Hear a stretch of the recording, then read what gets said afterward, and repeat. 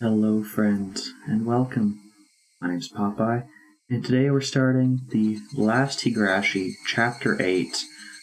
Crap, what are you actually called? I should have written this down. Matsuribayashi, which is the Festival Accompaniment Chapter.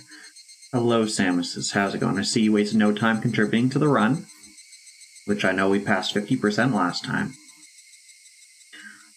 Before we get into things, this game is a couple things. One, this is the finale of the series. We're going to have a whole bunch of spoilers, including, we're going to start off with the spoiler of who is the villain for this entire game series, which we saw at the finale last time. So if you weren't there for that and want to take your last guess at who the villain is before it's revealed, go watch. Actually, I don't even think sorry, I haven't even put up the VOD for that yet. Wait for that, it'll be up soon. But also this game has pretty mature themes, including but not limited to death, violence, blood, gore, torture, rape, child abuse, kidnapping, self-harm, body horror, rape, torture, any of those things against a minor. In particular, there's like a whole section on child abuse, which I don't think plays as much in this game as it did in the last one, but it might still be there. So if any of those things is not for you, please by all means find some place that you'd rather spend your time this evening. If you missed any of that and want me to repeat it, please either ask or check down below in the description where I have a list of all the trigger warnings in this game series. Alright, so if I haven't scared you off yet, or this is someplace that you are comfortable with, let's get into it. So what happened at the end of last time? This will probably be a long summary. I'll probably miss a bunch of things, because it ended up being like a 5-hour stream. I was expecting it to be about 4 hours. It turned up to be 5 hours, because after credits, there was literally an hour and a half of gameplay, which is ridiculous to me. But it was very well done. So, we had learned that the nurse, Takano, is the villain of the whole series. That she's basically been... She was a different agent before she even joined the government. And she's been faithfully working with whatever this other agency is, which we learn a bunch about. They're called Tokyo, not to be confused with the city Tokyo. It's not the city. She's not working with the whole city. She's working with a bunch of people from Tokyo who just decide to call themselves Tokyo, who basically want to cause scandal and a political agenda by destroying this whole town. And the gist of it is they basically want to return to... They feel Japan has gotten too soft, too Western, and they want to return to a more militaristic version that they were prior to Japan's defeat in World War II. So that's kind of their motivation for it. So, what actually happened? So, I'm pretty sure almost everything took place as Rika last time. She was worried. She knew, just based on past experience, that the day of her death was between 2 dates. And even though she gives a very wide range of like 3 weeks, it's almost always within like the first 3 days. And that's greatly skewed because there was 1 or 2 arcs where she literally just like takes off, runs as far away as she can, and lasts several weeks longer, but eventually is caught and killed. So, she does a couple of things. One, she seems to just have this awareness of when her death will take place. She wakes up one morning feeling like, today's the day I'm going to die. I just know it. It's going to happen today. And so she takes the day off school. She tells her friends that she's sick. And then while she's waiting, she calls the police. She comes to terms with herself being like, okay, this world's been great. What are the actual steps I can do to protect myself instead of just like wallowing in self-pity on this last day? So she calls her friend Oishi at the police and is like, hey, dang it, Chaos. She says, hey, dang it, Chaos. And little bro.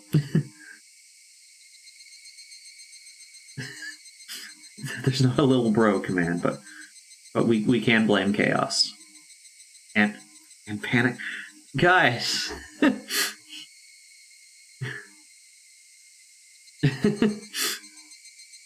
There's not a panic command.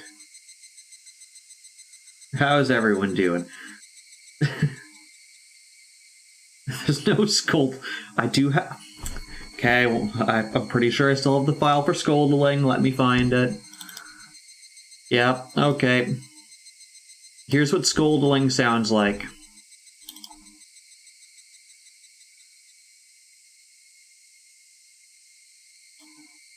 Well, hello, keep your money, fool. You've been warned. Well, hello, keep your money. Yes, I don't need you to repeat it, VLC. Thank you. Thanks for trying.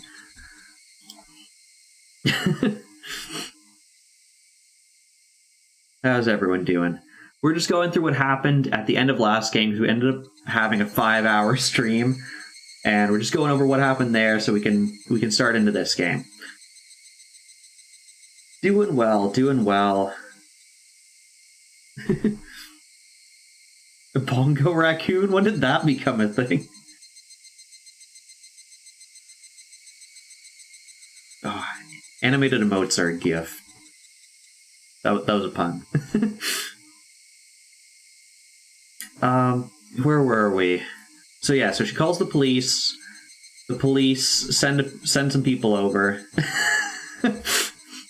to protect her, and then her friends come over because they're worried because she said she was sick, and she tells them everything. And there's this huge there's this huge backstory where she talks about the history of Tokyo, and I think there's actually more information there than she could possibly know. 50 to 60% in 10 minutes. Are we up to 62%? I did extend it, so I'm pretty sure we're going to hit it. Especially if everyone keeps donating like that. So she tells all her friends. They agree to stay with her, at least until the next police change happens. So they do. The police actually never show up, so they call the station. They're like, hey, the police never showed up to like switch out for the people who've been here for the past 20 hours. They send more people over. And we see actually a small cutscene where Oishi and Crowdo run into some people messing with the communications lines, the telephone systems, and no, I did not juggle the pizza. They realize that they're lying, that they're doing something. Nice duck. That's from Let's Game It Out? Of course it is. The pizza doesn't juggle very well. They end up getting killed. That's why they didn't show up. Could I juggle pizza? I could probably juggle pizza. I've juggled weird things, like, I don't know. Here's a lipstick container. Here's a battery. Here's an audio splitter. I mean, I guess this is what we're doing. Yeah, about as good as I thought it would be. It's doable. It's not great.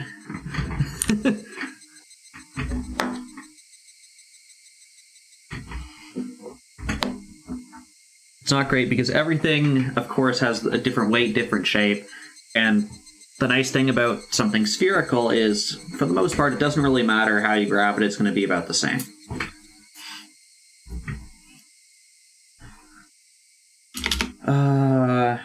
Where were we? Right. So they're dead. They get shot, one of them in the head, one of them in the chest, and then the one who gets shot in the chest gets execution styled straight in the head. What was dinner? We did gyoza and spring rolls. It was not pot pie. It's very yummy.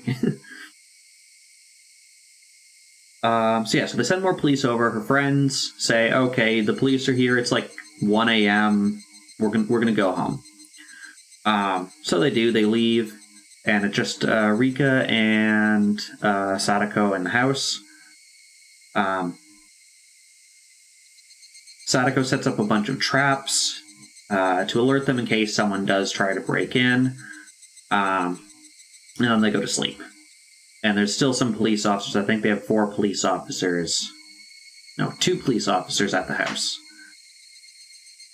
So then it cuts to the bad guys, Takano's group.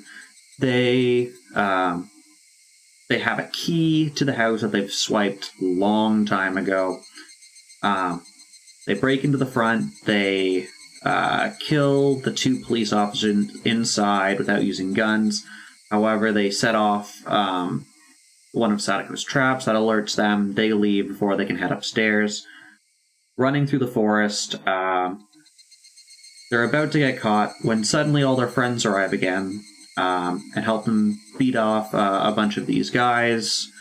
Because at this point they haven't been given permission to shoot, so they don't have any guns. They have, I think, at best like a nightstick baton kind of deal.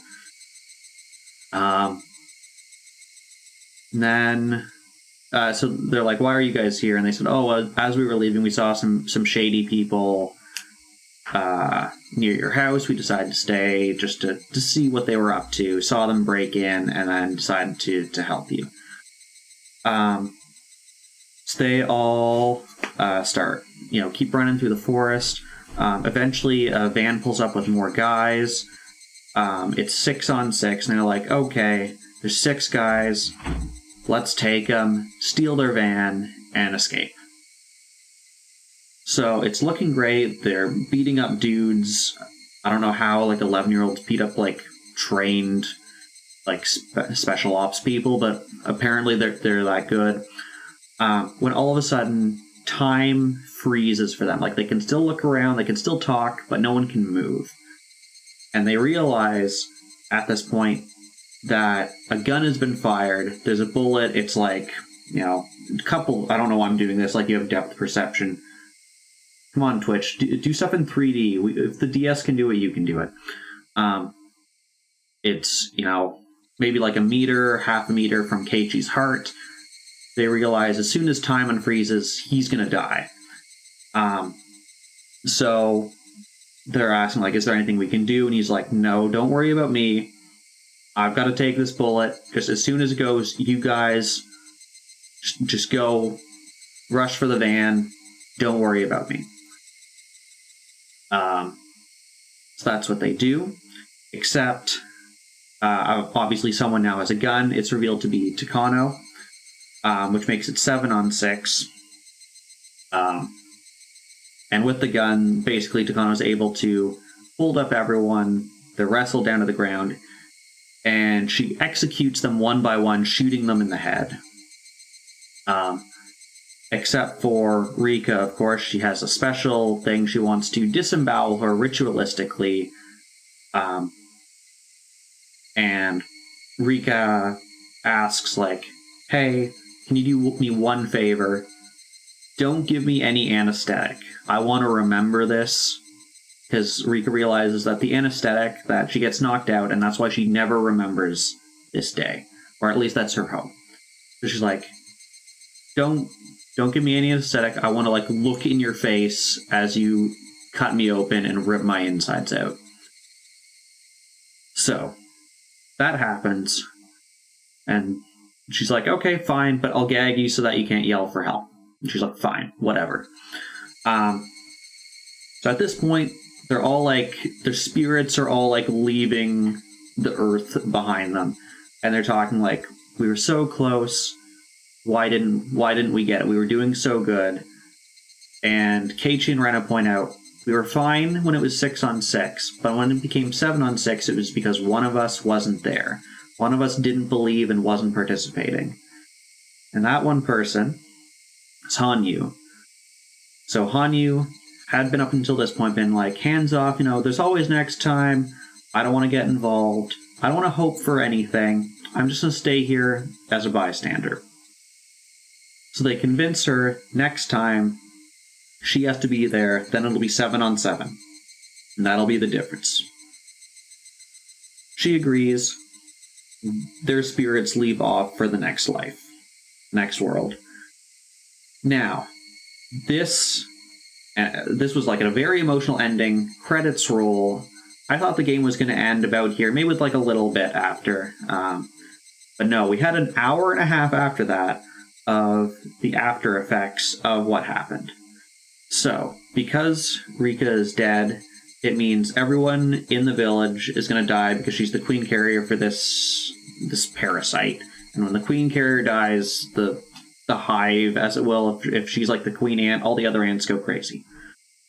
We find out that there is a military document that says if this happens, the prime minister has an option either to execute everyone, and they have a plan in place for this, to execute everyone, or to make it public that they were running these tests on people, these inhumane tests on people.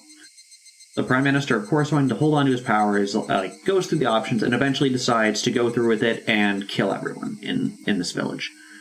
So basically the plan is they tell everyone there is a gas leak, volcanic gas is coming up and then they need to evacuate. They've done evacuation drills for this, so everyone goes to their evacuation spot, which is this school classroom or this bunker or whatever. They get everyone there, they make sure everyone's there, and then they lock them inside, fill those rooms with gas, killing them all, and anyone who does escape, they shoot. So the ending bit is basically these spec ops forces for the Japanese government gassing and then shooting everyone who's trying to escape. Killing over 2,000 people in the one night. Anyone who gets shot, they move separately to dispose of separately, and anyone who was gassed, they move them back to look like they died peacefully in their sleep. Or whatever they would have been doing at 2 a.m.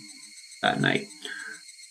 And at the very end, we have Takano, who's very gleeful. She's literally humming and as if she's directing. She's what's it called? Conducting an orchestra and basically going, I'm a god because I have the power to kill all of you and make you fear me. And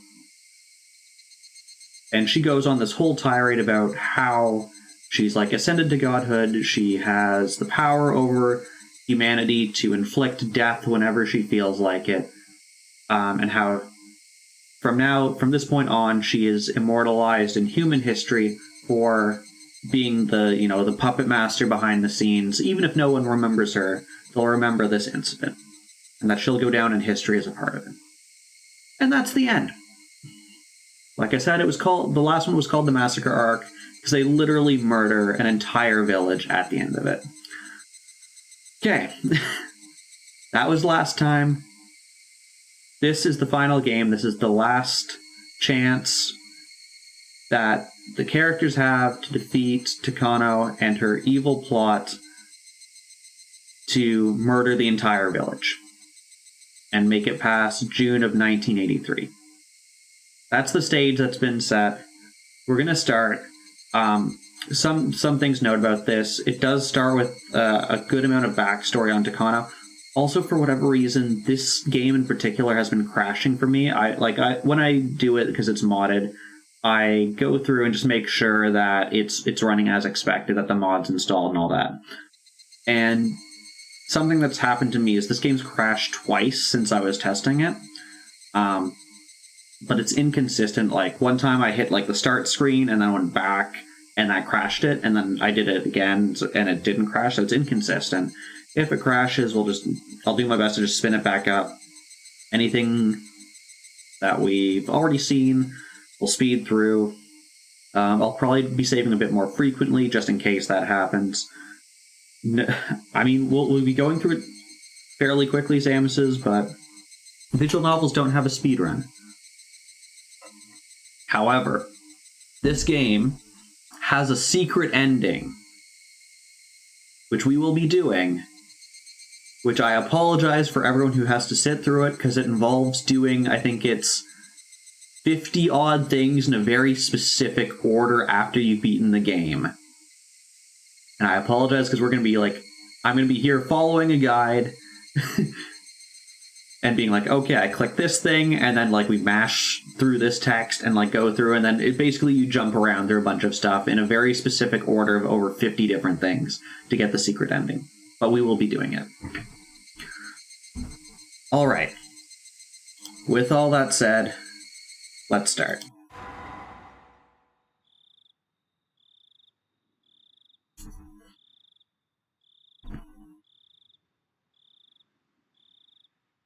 Okay.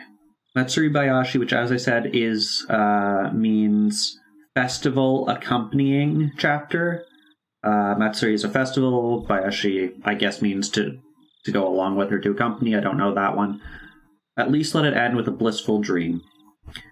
The riddle you've been trusted with solving now finally becomes unraveled. What must be done to stop the chain? What will happen in the ultimate end? It's a showdown between the conclusion you reached and the one I reached. There is no difficulty. You should understand that now. Get ready for creepy baby laugh. I don't know why that exists. There are no babies in this game. Everyone is entitled to happiness. Difficult part is accepting that. Everyone is entitled to happiness. Difficult part is fulfilling that. I too am entitled to happiness. The difficult part is working out a compromise.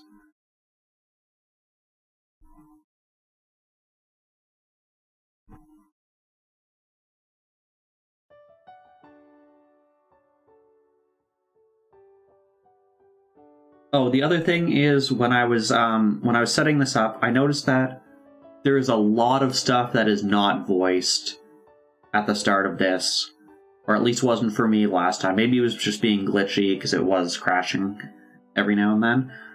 But yes, there will probably be a lot of me reading. The study was filled with piles of books and papers.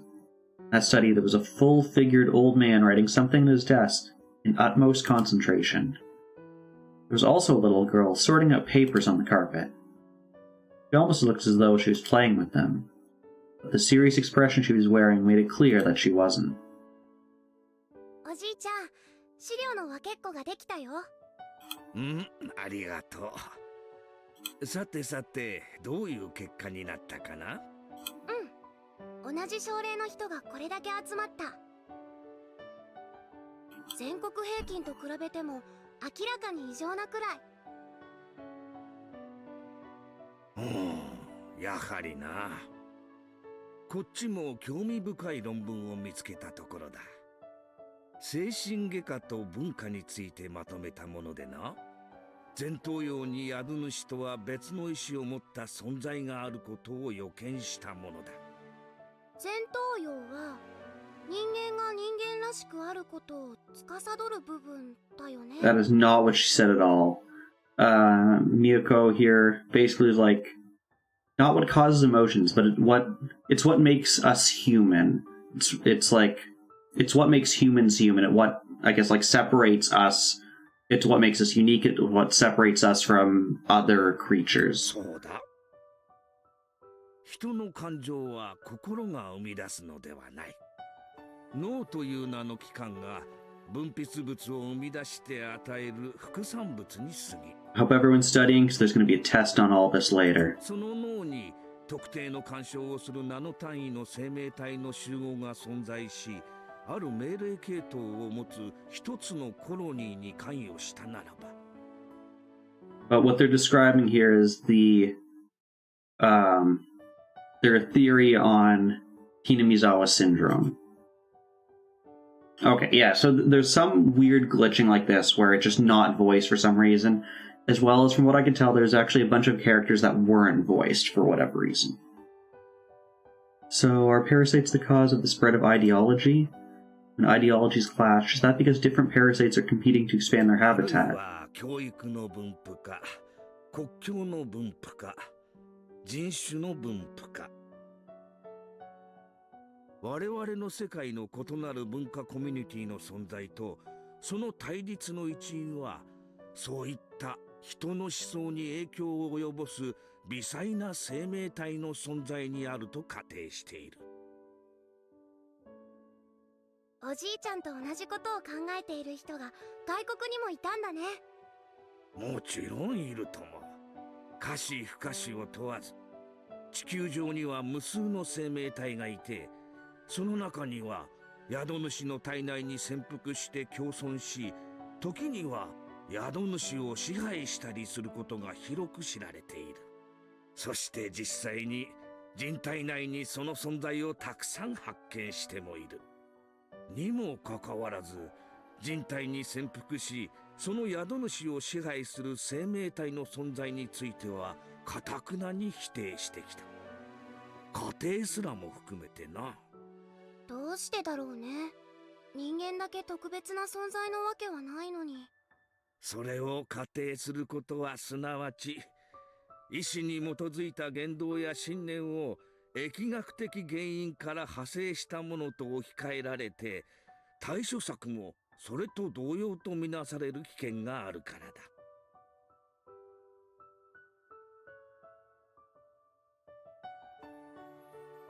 But if those conflicts occur epidemically, then become frightening. One were to treat bad thoughts or the spread of culture as an epidemic, 中世の歴史に登場するペストなどを想像しなさい。悪い伝染病が大流行する。その患者を強制的に入院させ、完治するまで退院させない。完治できず、そのまま病院で死んでしまうこともある。すると、その死体は焦燥となる。さらに患者が触れたものまで衛生のため全て没収して焼き捨てる。身近の家族にも感染の疑いがあるから強制的に入院させねばならん。so they'd hospitalize healthy people over individual ideas. 思想を病気と置き換えなさい。完治するまで退院させない。触れたものは感染の疑いがあるから全て焼き捨てる。家族にも感染の疑いがある Oh, から Samus wanna swing that sword? Oh, Chaos beat you to it. Thank you, Chaos. That's a new website. I don't think I've seen that one before. Also, I feel like a streamer shouldn't mount their viewers. でも思想なんて個人の自由なんでしょ。ペストとは違う。An idea was created by parasites, exactly the same as a つ plague. まり思想は治療不可能な伝染病と置き換えられるわけだ。Do you mean anyone with a different idea is treated like they have a そういう disease? ことだ。この考えを延長すると、無差別、そして無秩序な大量虐殺が起こる。そうすると、人類は大規模な粛清を肯定してしまう論調になりかねん。だから、脳内で宿主を支配する生命体を語ることは、今の時代ではタブーになっているのだ。タブーって？触れてはならない、考えてもならないということだな。だから誰も研究せん。いや、それどころか、脳内に侵入し影響を及ぼす存在がいると考えることすら忘れられている。万物の長たる霊長類を支配する未知の生命体などいるはずがないと頭から決めつけている。なんだかお粗末な話。いないことの証明なんて悪魔の証明。絶対に不可能なのに。その通り。悪魔がいることを証明することはたやすい。悪魔を連れてくればいいのだからな。だが、いないことを証明することはできん。いないを連れてくることなどできんのだからな。なんだか脳を支配する生命体が自分たちの存在を秘密にするためにその宿主の人間たちを操っているみたい。Me and my grandfather shared a happy laugh together. 人間も自然界の生き物の一つに過ぎん。食物連鎖の頂点にいるだけで、それをもって神格化された存在であると思い込むなど愚かしいことなのだ。人とてあらゆる微生物やウイルスに支配されうるのだ。その存在が今日まで発見されていないからといって、それをもって存在しないという証拠にはならん。絶対に存在する。必ず存在するのだ。科学の世界にもたくさん存在が仮定されていて。そうだ。それらの仮定をした科学者が全て生きているうちに評価を受けられたわけではない。世まいごとだと呆れられ、その正しさを証明できなかった科学者も大勢いたのだ。でもおじいちゃんは生きているうちに証明されるといいね。じゃなかったらおじいちゃんがかわいそう。大丈夫だよ。神様は努力する者を見捨てたりはしない。努力は必ずいつか結実するのだ。いつかってそれはいつ？神がいつ降臨されるのかは誰も知らない。それは例えるなら泥棒がいつ訪れるのかわからないように。だから予期せずしてその時を迎えて。 Welcome back, Samuses. What flavor of ice cream have you procured? 不信心であったことに歯ぎしりすることがないよう常に目を覚ましていなさい。 That was something my grandfather said all the time. Nobody knows when efforts will bear fruit. It will happen one day. That's why you must always work hard, so you have no regrets when the time comes. Vanilla fudge, that's a great combination. Your efforts will bear fruit someday. That's what he meant. でもおじいちゃんが生きているうちに絶対に努力が実る？生きてるうちに認められなかった科学者がたくさんいるのに？ It was such a cruel thing to say, but I didn't mean to be cruel. I'd seen how hard my grandfather had been working. I also knew he wouldn't live forever. I just wanted his work to gain recognition before he died.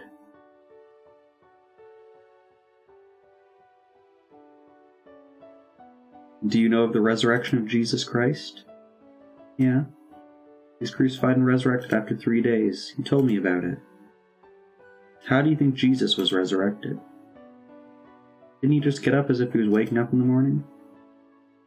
He was buried after his execution, so his body was in the ground. Did he break open the tombstone and crawl out like a zombie? No.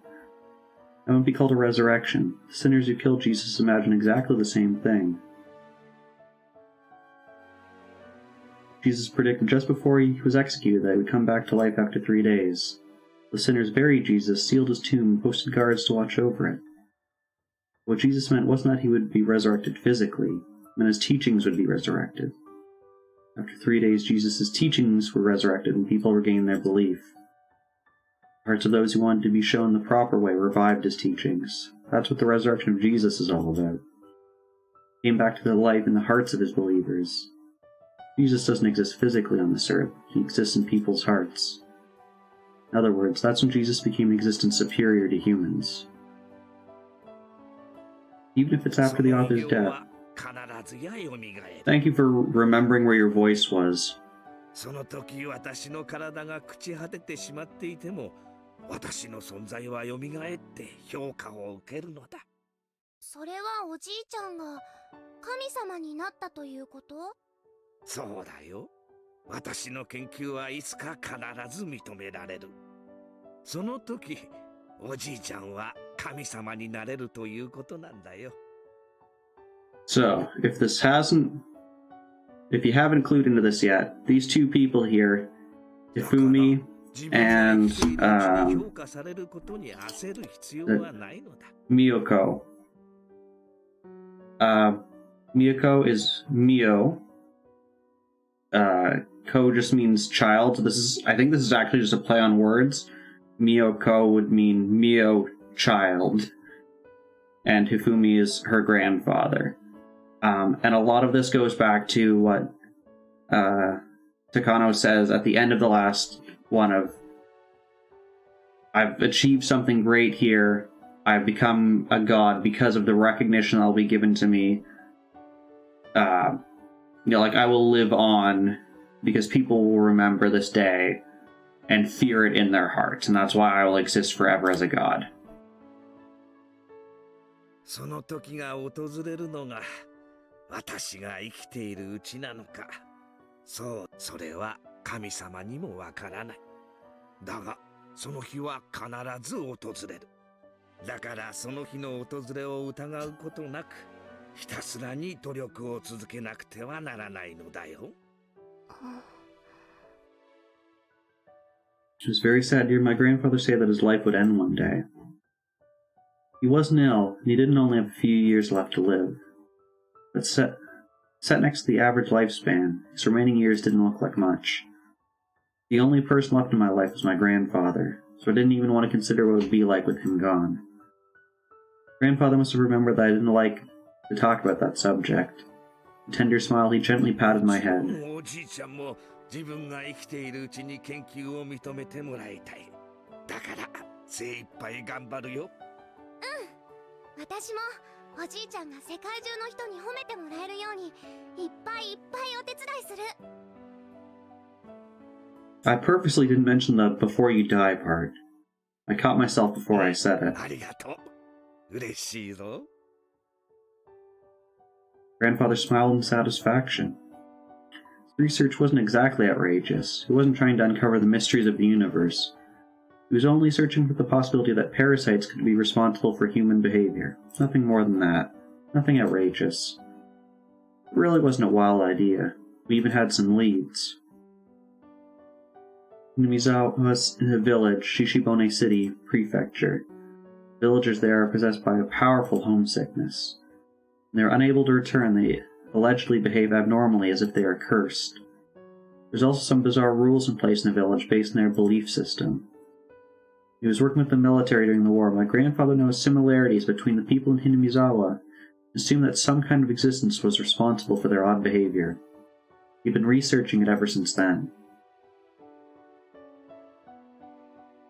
In the middle of the 20th century, numerous strange diseases were discovered all over Japan.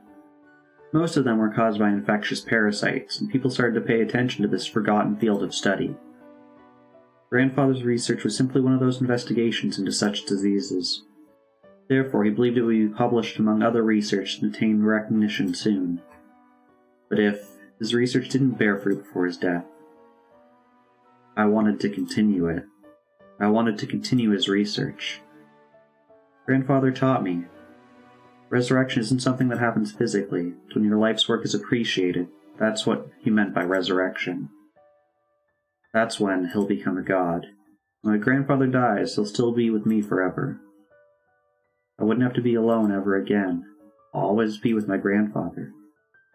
Our work will gain recognition. We'll both become gods, gaining eternal peace. I will make my grandfather into a god. I will become a god. Therefore, we will be granted eternity. We'll be together forever and ever.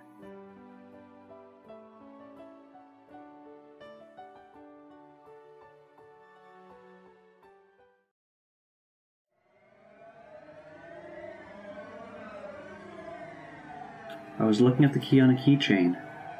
He was labeled Hen House. The lock Erica was trying to open didn't belong to that door. It should have opened effortlessly. At least that's what was supposed to happen. But it didn't open. I noticed beads of sweat forming on Erica's forehead. She was the one who came up with this idea. Erica was starting to panic. The rest of us started to panic too. This only opens the hen house. Stop, let's go back. Shush. We're supposed to be cleaning out the hen house. They found us back here. They found out why we were here and why we're trying to open the lock to the back door. All four of us were sure to be sentenced to Splayed Piggy. Do I want to know what? No, I don't. Just out of curiosity. No, because these are clickable if they're voice, so I don't think these were ever voice, is the implication. Maybe it's... I don't know, because I was going to say maybe it's because she's younger, but no, they voiced some of her lines. I'm not sure why. And yes, this should be more than mildly disturbing. Don't panic, Eriko. That key opens this lock, right? You already tried it, right? Will you shut up for a minute? This is the right key. It's just hard to open, that's all. She was almost shrieking. Hearts were pounding loudly. It's as though the sound of our heartbeats was echoing throughout the hallway. At that point, we heard footsteps that didn't belong to a child. Shush. Somebody's coming. Three of us held our breath, but Eriko didn't hear it. She kept fussing with the lock and the key. Everything would be okay if she could just open the lock. Eriko, somebody's coming. Be quiet. I know this is the right key. I'm not dreaming. I already tried it and opened. Come on, why isn't this working? This lock is open, we can be happy. We can say goodbye to this hell. Eriko, someone's coming. Interesting place for the title screen.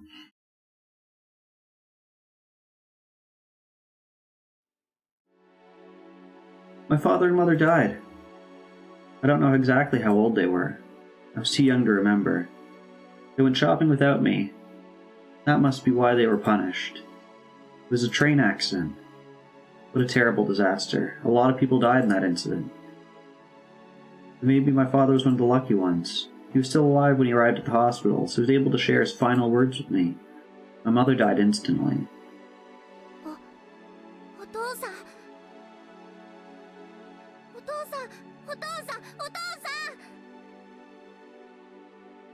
I didn't want to admit that this person I could hardly recognize was my father. I called out to him. I hoped that it was someone else instead. But unfortunately, it was my father. Maybe I shouldn't have woken him. When I woke him up, he was reminded the miserable agony that he had forgotten.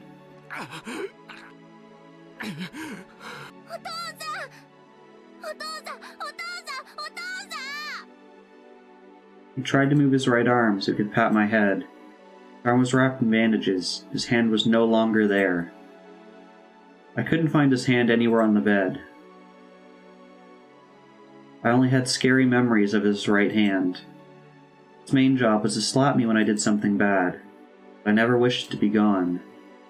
Besides, that hand also patted my head, even though that only happened a few times. It was a big warm hand, and it stroked my head very gently. No matter what good deeds I did, it no longer rubbed my head. Now, his hand was the least of his worries. He had to go into emergency surgery. The doctors already warned me that the chance of him surviving was very...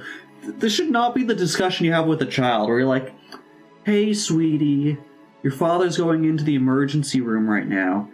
He's probably going to die, but...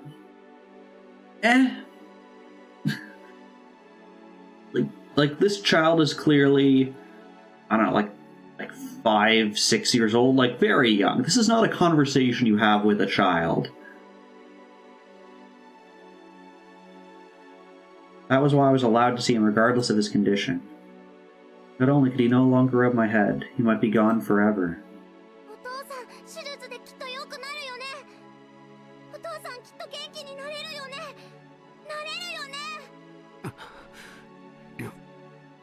よく聞きなさい。お父さん、ダメかもしれない。もしもお父さんが死んでも、お前はしっかり生きるんだよ。嫌だ。お父さんは元気になるよ。Also, I'd want to point out this is like a classic story plot of they made this person into such a villain in the last, 2 hours of gameplay. And how do they start this? By making her into someone we, sympathize with. So that you have very mixed feelings about her later. Because remember, this child grows up to be like, I'm gonna murder 2,000 people for my dead grandfather and myself.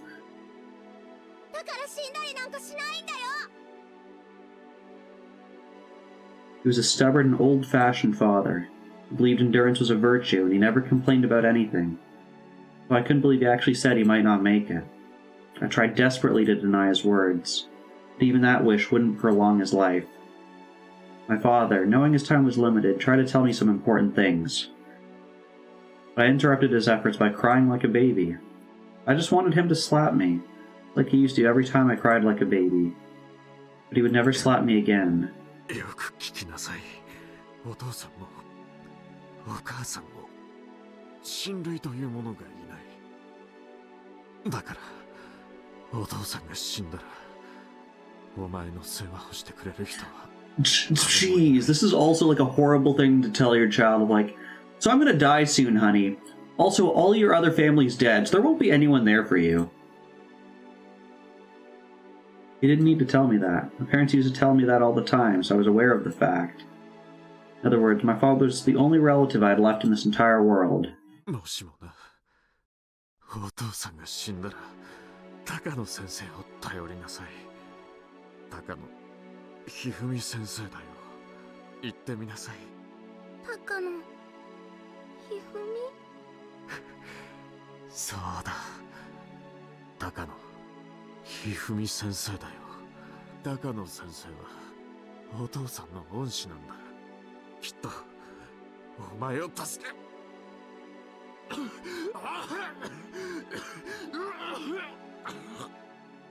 お父さん、お父さん、お父さん。Many doctors came into the room in a hurry.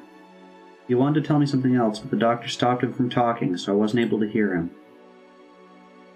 I was kicked out of the room. I didn't know what to do. Nobody told me how my father was doing or when the surgery was going to start. Nobody told me it was going to be the last conversation I ever had with my father.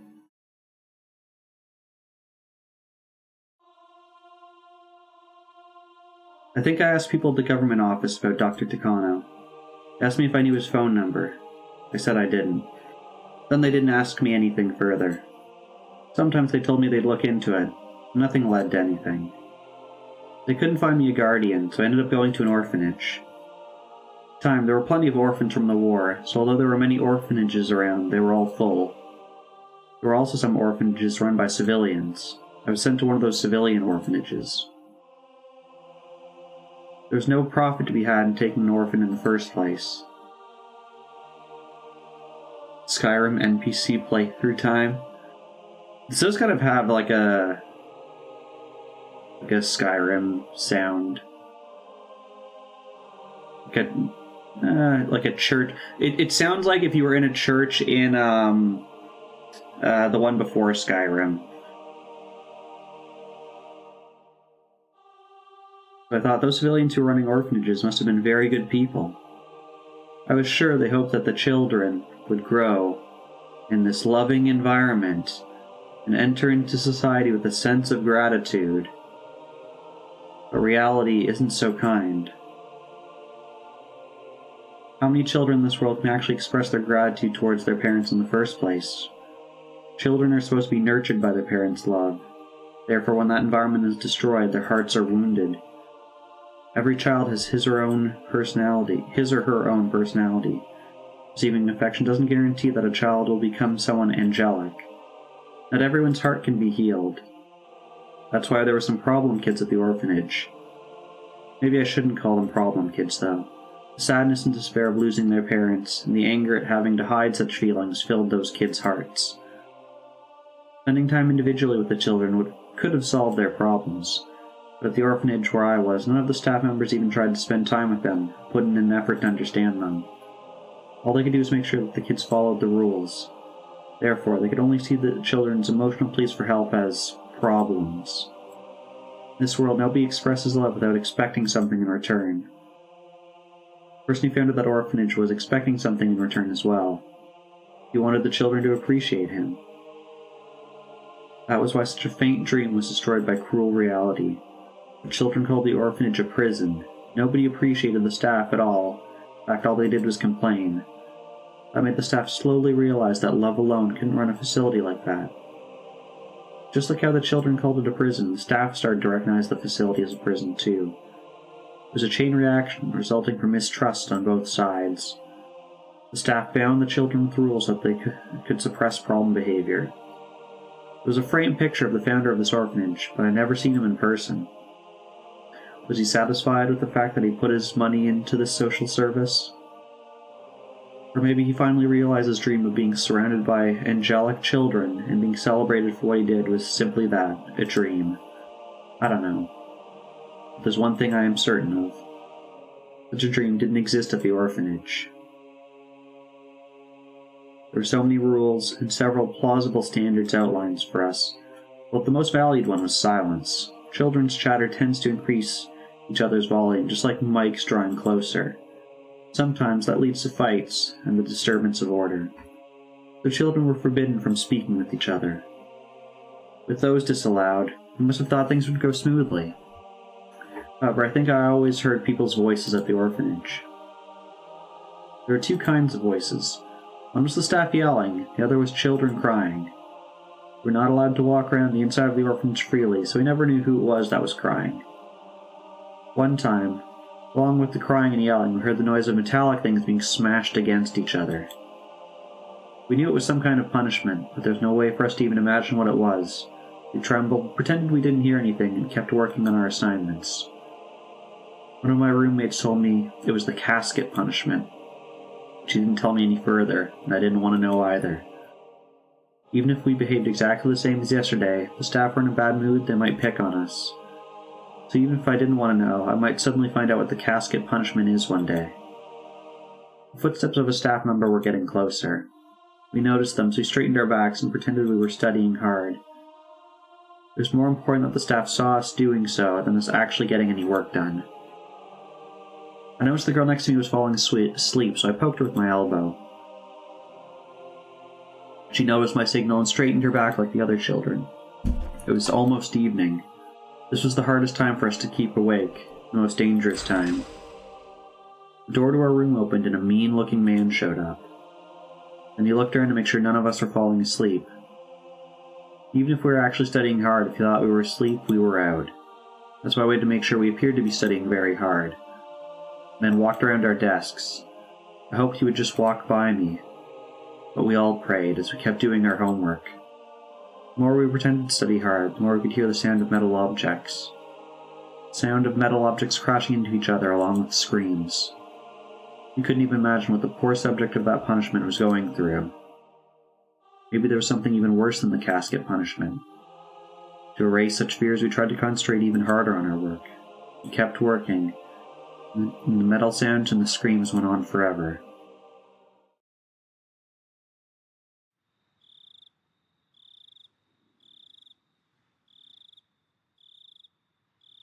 The only time we were allowed to exchange words with our roommates was right after turning the lights off to go to bed. Being located in the middle of the mountains, the orphanage was very quiet at night. To make sure the staff members were far enough from our room, we enjoyed talking amongst ourselves, the only leisure time allowed to us. It wasn't anything nice like enjoying pleasant conversation. Why? Because we mostly talked about others behind their backs. We spoke of things like, that member of staff is only strict or unfair or malicious towards this person, and so on. We just repeated those topics forever until someone couldn't keep themselves awake anymore. We even discussed how we could get back at the staff. We took revenge on all of them in our imagination. Some kids even started to cry when talking about it, difficult as it was for us. While the subjects we spoke of were negative, talking about them was the only way to vent our frustration. Even though we felt despair about tomorrow, we were able to fall asleep. But sometimes a different subject popped up. It was about the Yurigaoka House of Love and Mercy on the other side of the river. Yeah, over there I hear they get not only nap time, but snack time too. Plus their president is a very nice person. The House of Love and Mercy was a privately run orphanage, just like the one I was at. It was a very kind facility, unlike ours. It seemed like a fantasy land compared to our current environment. A few years before, when this place was a lot worse, a few children tried to escape. It's hard to believe there was a time when this orphanage was even worse to live at. Supposedly, 3 or 4 people tried to escape. I don't know the exact number, though. They headed to the House of Love and Mercy. Their escape was a success. Except for one unlucky child, they were able to get to the property of the House of Love and Mercy. I guess the staff couldn't follow them into the other orphanage's property. In other words, the other faculty's property had to be out of their jurisdiction. The staff were frustrated that kids got away from them. They dragged the one they caught back here. I'm sure they wanted to bring the others who got away from them too, and the staff were determined not to let a single one escape. It was easy to see that determination in the obstinate way that they locked the place up after the event. But they were never able to bring back the ones that got away. No matter how much the staff were mortified, they couldn't reclaim the children and punish them. In other words, if you could make it to the House of Love and Mercy, then you could escape the evil clutches of this hell. On the other hand, the one they caught there went through such misery afterwards. Yet the exact details of how he was punished were never passed down. All that remains are ominous phrases uttered by those who knew him at the time. The drowned ducky, the mashed caterpillar, the splayed piggy. I can't even imagine what kinds of punishments they were. The only thing I can say about those punishments is that they were supposed to be far more harsh than the casket punishment, which was the most cruel punishment I knew at the time. I can only imagine how horrible those punishments were from their ominous names. After that, the captured kid's wish came true. He was able to leave the orphanage. He was able to leave this orphanage safely and enjoy his freedom while breathing fresh air under the blue sky. According to the rumors, that wasn't what happened at all.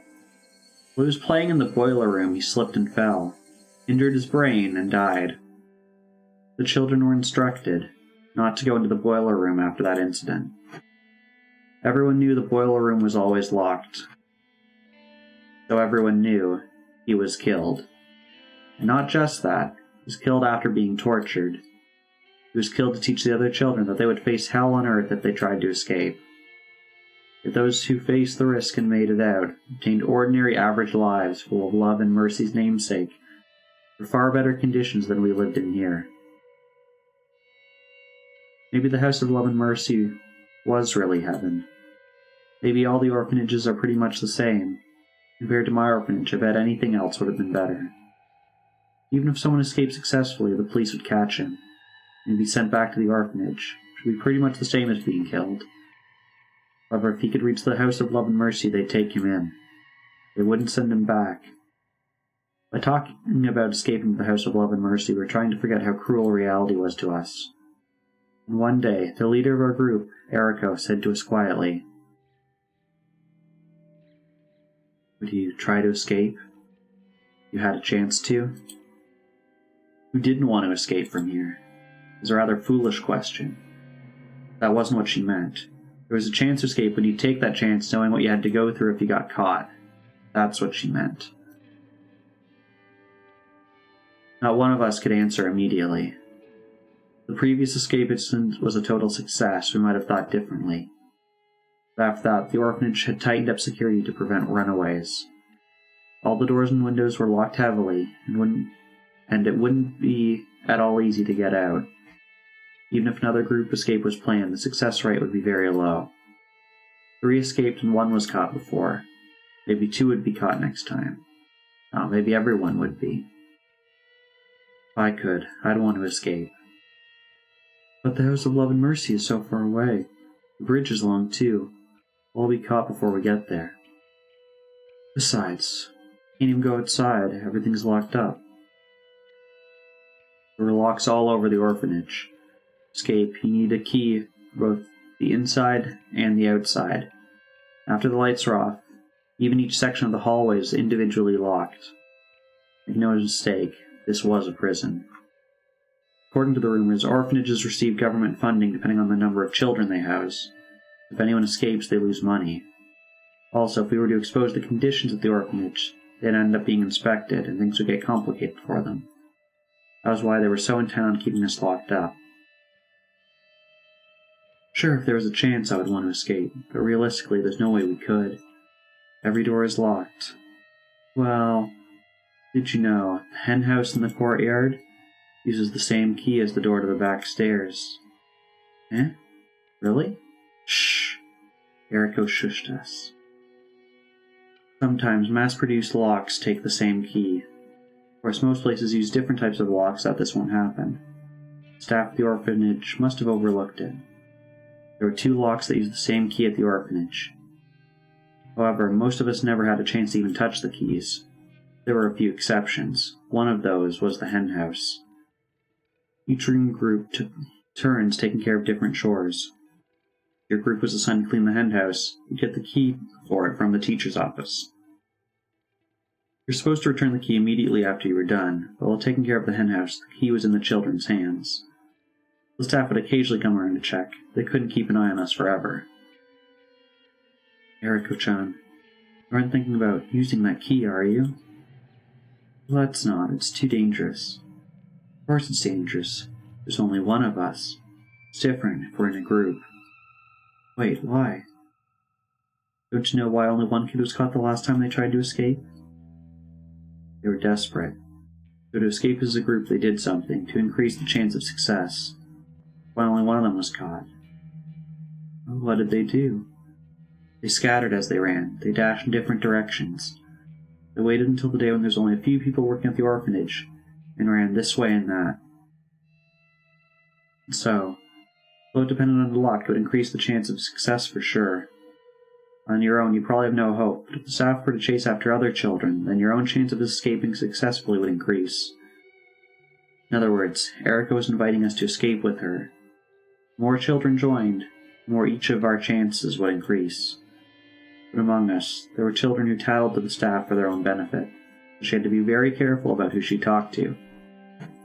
Eriko must have trusted us a lot. Eriko, me, Tomomi, and Kikuko. 4 children. If any of you want to stay here a day longer? The 3 of us shook our heads. But at the same time, we couldn't agree to escape with her. Of course we don't want to stay here a day longer, or even an hour longer. Even if we did the exact same thing as we did yesterday, we might get yelled at tomorrow. I can't stand this anymore. I can't stand living in fear of what to do and what not to do so I won't be yelled at. We all feel the same way. We could endure strict rules, but it was almost impossible to endure vague ones. It wasn't too much of a stretch to say that the rules depended on the mood of the staff. This is okay, that isn't okay. Such borderline rules change daily. If we were to say anything about that, we would be treated horribly for it. I will escape, even if I have to do it alone. I said the more people that join, the better our chance. Think about it.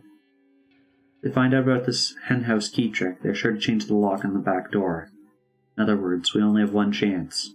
Even if you regret not joining in later, it will be too late. But, I'm scared. I'm scared too. If get caught, we'll be killed. Tomomi and Kikuko weren't the only ones who felt afraid. Fear was perfectly understandable. So all of a sudden, the fear of the punishment that would follow had become very realistic. I'm sure Eriko felt the same way too, but her courage was suppressing her fear. Because of that, she shared her idea with us. So, do you plan to stay here forever? No, way. I know you're scared. This is the only chance we have. You be brave just this once. What about you, Miyoko? Don't you want to go with me? Unlike Tomomi and Kikuko, I wasn't trembling that much. Of course I was scared in my own way, but compared to the other 2, I must have appeared rather calm. Can we really escape? Of course, Eriko couldn't guarantee our success, but I had to ask her anyway.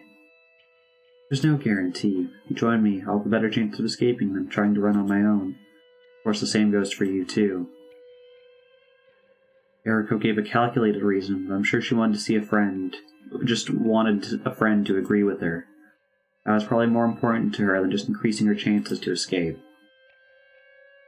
Tomomi, Kikuko, if you're too scared, then I won't force you. Miyoko and I will escape ourselves. 2 is enough. Well... Eriko rushed the 2 to make up their minds. It almost looked cold, but that was her way of mustering their courage. It was very possible that, regardless of the outcome of our escape attempt, our roommates, those 2 would be held responsible. It's not like we'll do it tomorrow. We're trying to take care of the henhouses in a week. We'll wait for the perfect time to do it. If we don't feel that it's safe, then we'll wait until our next turn. Be very careful. The rotation of the staff and the timing was important, but we also had to know the way to the House of Love and Mercy. We were planning to split up, so we had to know the area. I made up my mind. Okay, I'm coming with you. Let's time our escape very carefully, okay? Of course. Killed if we get caught. I don't want to die. I'll come too. Me too.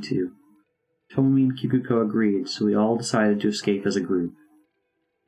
We waited for the perfect opportunity. We waited for the day when only a few staff members were at the orphanage. Decided to let God take care of the rest. It's open. Maybe it's the way I did it.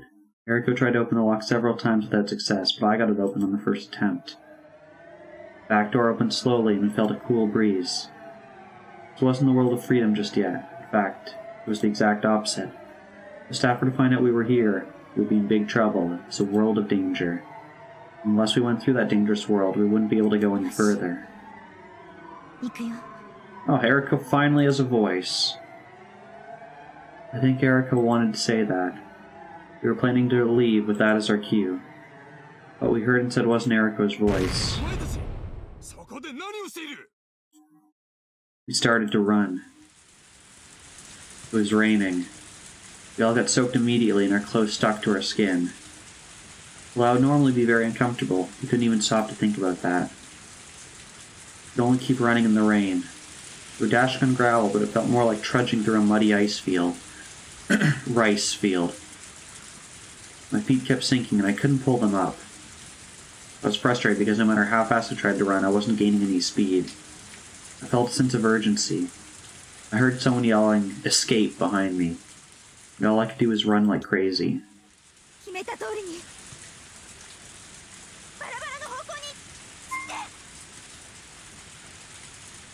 With Eriko's cue, we all went different ways, hoping they wouldn't be coming after us.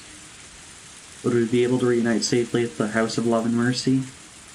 All four of us there together, or maybe someone would be missing. Maybe everyone else would make it, and I'd be the one who gets caught. My thoughts were interrupted by the voice of a staff member coming from behind me. The staff member should have numbered fewer than us, so if I was lucky, they wouldn't be coming after me. Praying that the staff voices I heard in the distance weren't after me, I looked back for a moment. If I had time to turn around, why didn't I take another step forward? Why didn't I try to escape further? As I turned around, I felt a huge hand cover my face. Its pinky finger slipped into my open mouth. The hand grabbing my face shoved me into the muddy gravel. Of course, I didn't stay quiet. I fought back, and then I saw his face. The scariest face I'd ever seen. I realized it immediately. He only wanted to capture me alive to use me as an example.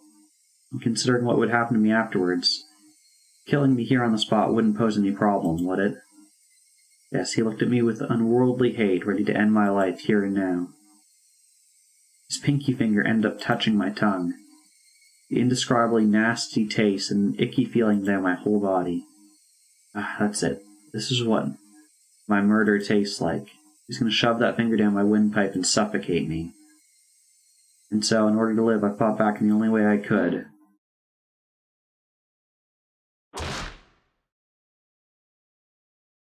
Something warm filled my mouth. It felt like swallowing blood after a nosebleed. I spit it from my mouth and ran without turning around, leaving the staff member clutching his pinky finger.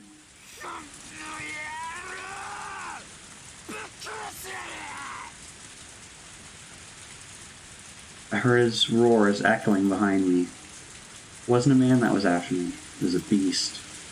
He had no interest in capturing me. His only goal was to see me dead. My shoes had slipped off. They weren't sneakers, so they came off easily while I was running like mad. My bare feet struck the gravel over and over. It was painful, but I didn't care. If I stopped, I knew what would happen to me.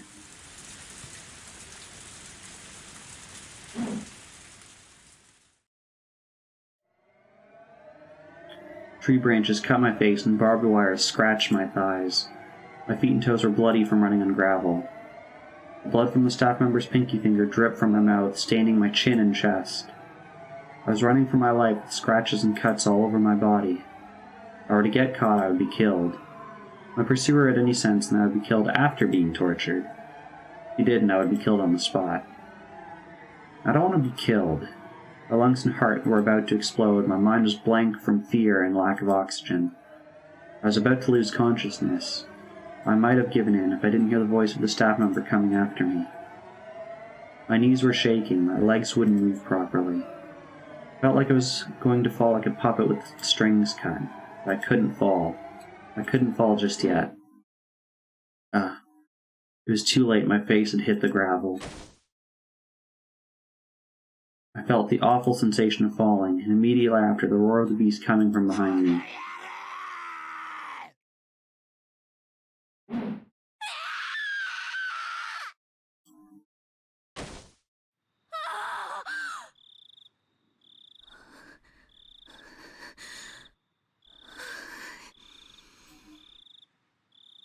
I must have hit my thigh against the steering wheel when I jumped. I can feel the throbbing pain, delayed slightly. I'm sweating all over. I wiped the sweat on my forehead and put my hand on my chest, only then realizing how fast my heart was beating. I rubbed my thigh. I rubbed it in a straight line. It's not where I hit the steering wheel. I feel like this is where it hurts. I can't see a scary beast in the moonlit car. I have my shoes on and I'm not covered in blood. My toes are fine too. Someone knocked on the window, startling me. Sansa, 時間です。ありがとう。I wanted to take a nap, so I told him to come wake me in an hour. Maybe an hour was too long. Too long a nap actually makes you tired. I put my seat back up and got out of the car. The cool breeze feels good on my skin. I only see the moon, there's nothing else to see on this mountain trail. My car and a command vehicle disguised as a trailer are parked on the side of the street. I can still feel that bad taste in my mouth. I spat it out on the side of the street, but even that couldn't get rid of it. Taste of blood, saliva, and rain. Sweat from my forehead and raindrops got into my mouth. I couldn't swallow, so I ended up drooling. The sensation around my lips brought back memories, and I tried to wipe my mouth.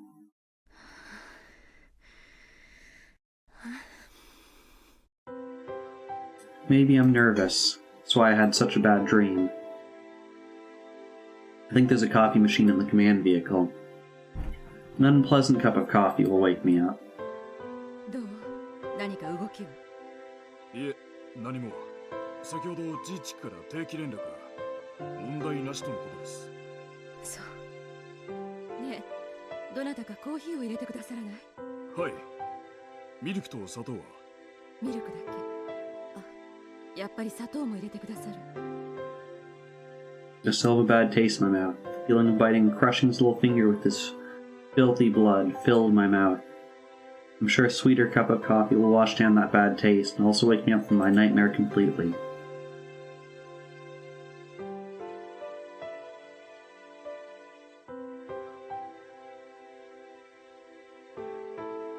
So based on this, we're already at the point where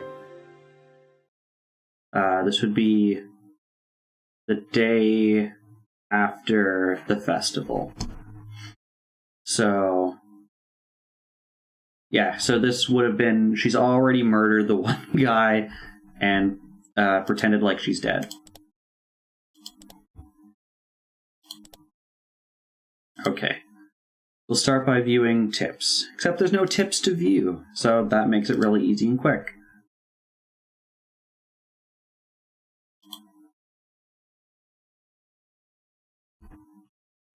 Hi, バンケットより後方。スピーチあと一人で乾杯に入ります。準備できてるね。後方 OK です。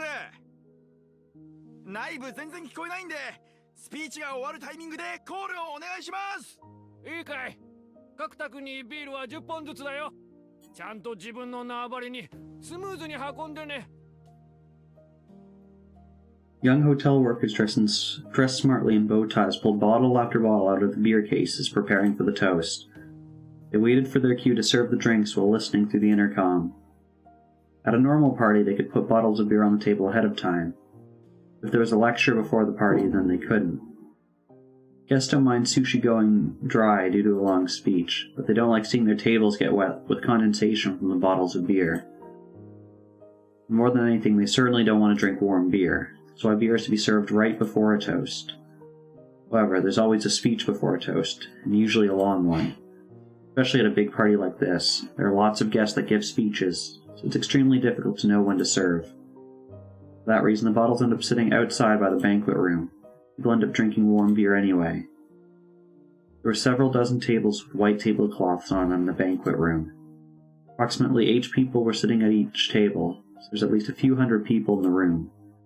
The banquet room was filled with excitement. There were many plates with many different kinds of food on each table. A sushi platter, a sashimi platter, a fruit platter. Also along the wall, there were cooks ready to serve fresh sashimi. All the guests appeared to be well-mannered gentlemen, and they were clearly notable people in various different fields. Huge and beautiful chandelier above them clearly indicated that this hotel had a status good enough for these famous people. An elderly gentleman was giving a lengthy speech on the stage before making a toast. Usually people don't like long speeches, especially if it's before a toast. The guests occasionally shouted, "Yes, yes," and sometimes gave him a loud applause, filling the room with their fervor. Well, maybe fervor was a pleasant way to put it. Probably more accurate to say their excitement was bizarre.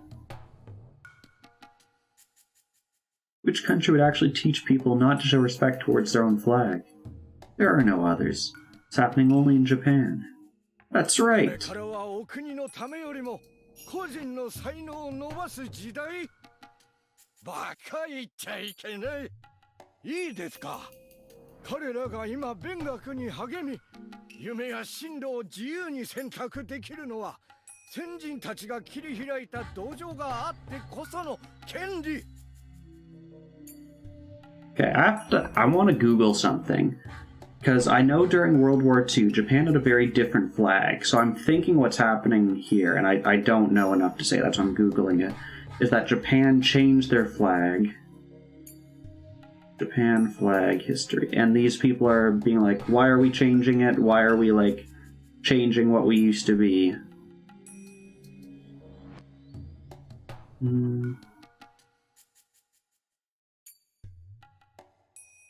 Let's see if I'm right or if that is unrelated.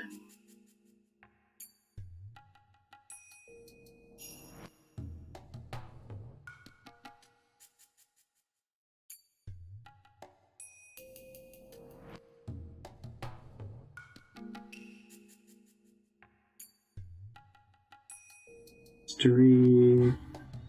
Go through a brief history.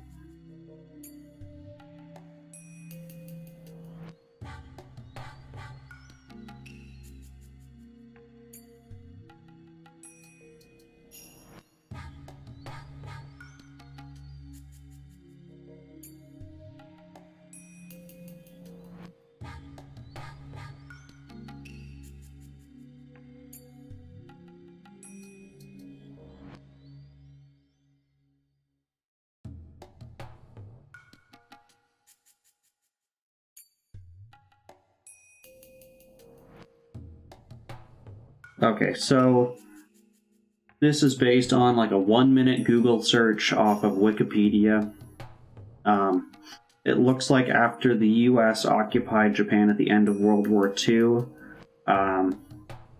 there were some bans and restrictions on how they were allowed to use their flag and their national anthem, so I think that's what's being referred to here.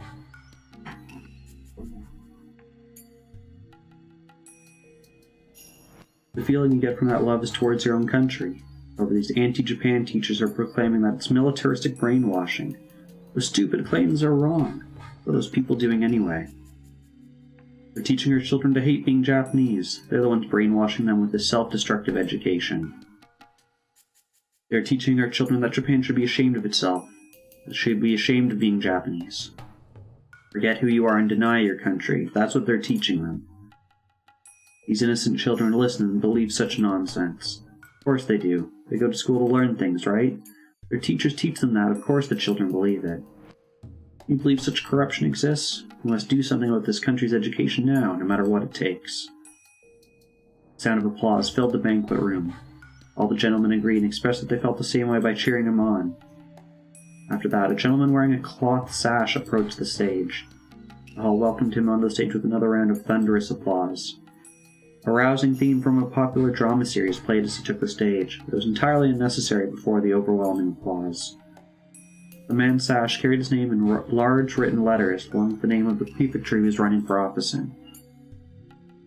Let me introduce you to a patriot. Redacted man, the best superhero. The man has served the former governor as his right-hand man, director of the office of the governor for many years, supporting the prefecture's government for a long time. Since the previous governor has decided to retire, he was appointed as the next governor. Fortunately, we have those anti-Japanese teachers in our prefecture. They proclaim freedom of education, freedom of thought. They're shamelessly forcing an anti-Japanese education down on our children. They don't teach real history. They teach our children that everything was Japan's fault. They don't even mention the true purpose of the Greater East Asia Co-Prosperity Sphere, or all those who fought to save Asian peoples from Western control. They don't even talk about how many Asian countries were actually Western colonies before Japan stood up for our freedom during the war. Our country has recovered amazingly since then, yet our children don't know any of that, because those teachers don't teach them. But truly, truly sad. I can't stand the fact that those anti-Japan teachers are actually teaching our children alongside those teachers who take teaching seriously. They are insulting our educational institutions. I'll become a governor and get rid of those teachers. I'll straighten out our education system, make sure our children will grow up to be decent young people who can carry on Japan's future. He, Redacted Man, announces his candidacy for next year's prefectural governorship. We appreciate your support for him. I promise I will straighten out Japan's education system. Thank you for your support. Again, the banquet room filled with applause. The man was receiving a standing ovation. I need to explain a bit about this banquet before you misunderstand. It wasn't the conference of a political association or a lecture by a political candidate. It was hard to believe this was nothing more than the meeting of a college's alumni association. Everyone should be familiar with what those are. Whether it's elementary school, junior high, high school, or college, once you graduate from one of those, you normally belong to an organization of alumni. Receive invitation for reunions where you enjoy talking about the good old days. However, there are many different types of such organizations. Some are simple and some are united with much tighter bonds. Once an organization becomes united with those tight bonds, it's no longer a simple organization of alumni. Rather, it becomes a significant faction known as an alma mater clique. In Japanese society, it's traditional for graduates to form tighter bonds that go beyond the level of an organization. Also, the more superior the alma mater, the stronger the tendency holds true. The Imperial University, one of the best universities in the country, is famous for the deep bonds its graduates form. Why do superior people like to bond? It may be because they take pride in being superior. Excuse me.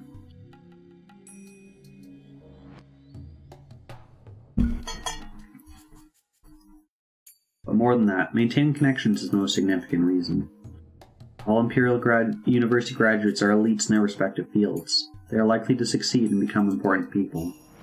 When they do, the unity of their alumni association gains immeasurable meaning. In fact, even today, the Imperial University graduates maintain their tight academic clique and hold great influence throughout many different fields. They interact with other universities as well, so the graduates' bonds are extremely tight even today. Additionally, while Imperial University usually refers to the University of Tokyo, sometimes it's used to mean all 7 major universities in Japan. These are located in Tokyo, Kyoto, Tohoku, Kyushu, Hokkaido, Osaka, and Nagoya. They are all great schools. There happens to be an organization of alumni that includes all of those 7 universities. The elderly gentlemen in this banquet hall were each from one of those organizations. However, not every graduate would get an invitation here automatically. It is a society of select gentlemen. In order to become a member, one must first fulfill several conditions, such as a recommendation from an existing member, contribution to the society, possession of status, and so forth.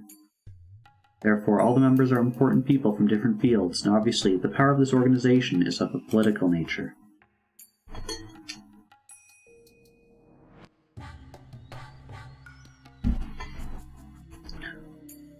But there's one more very important criterion one has to meet to join.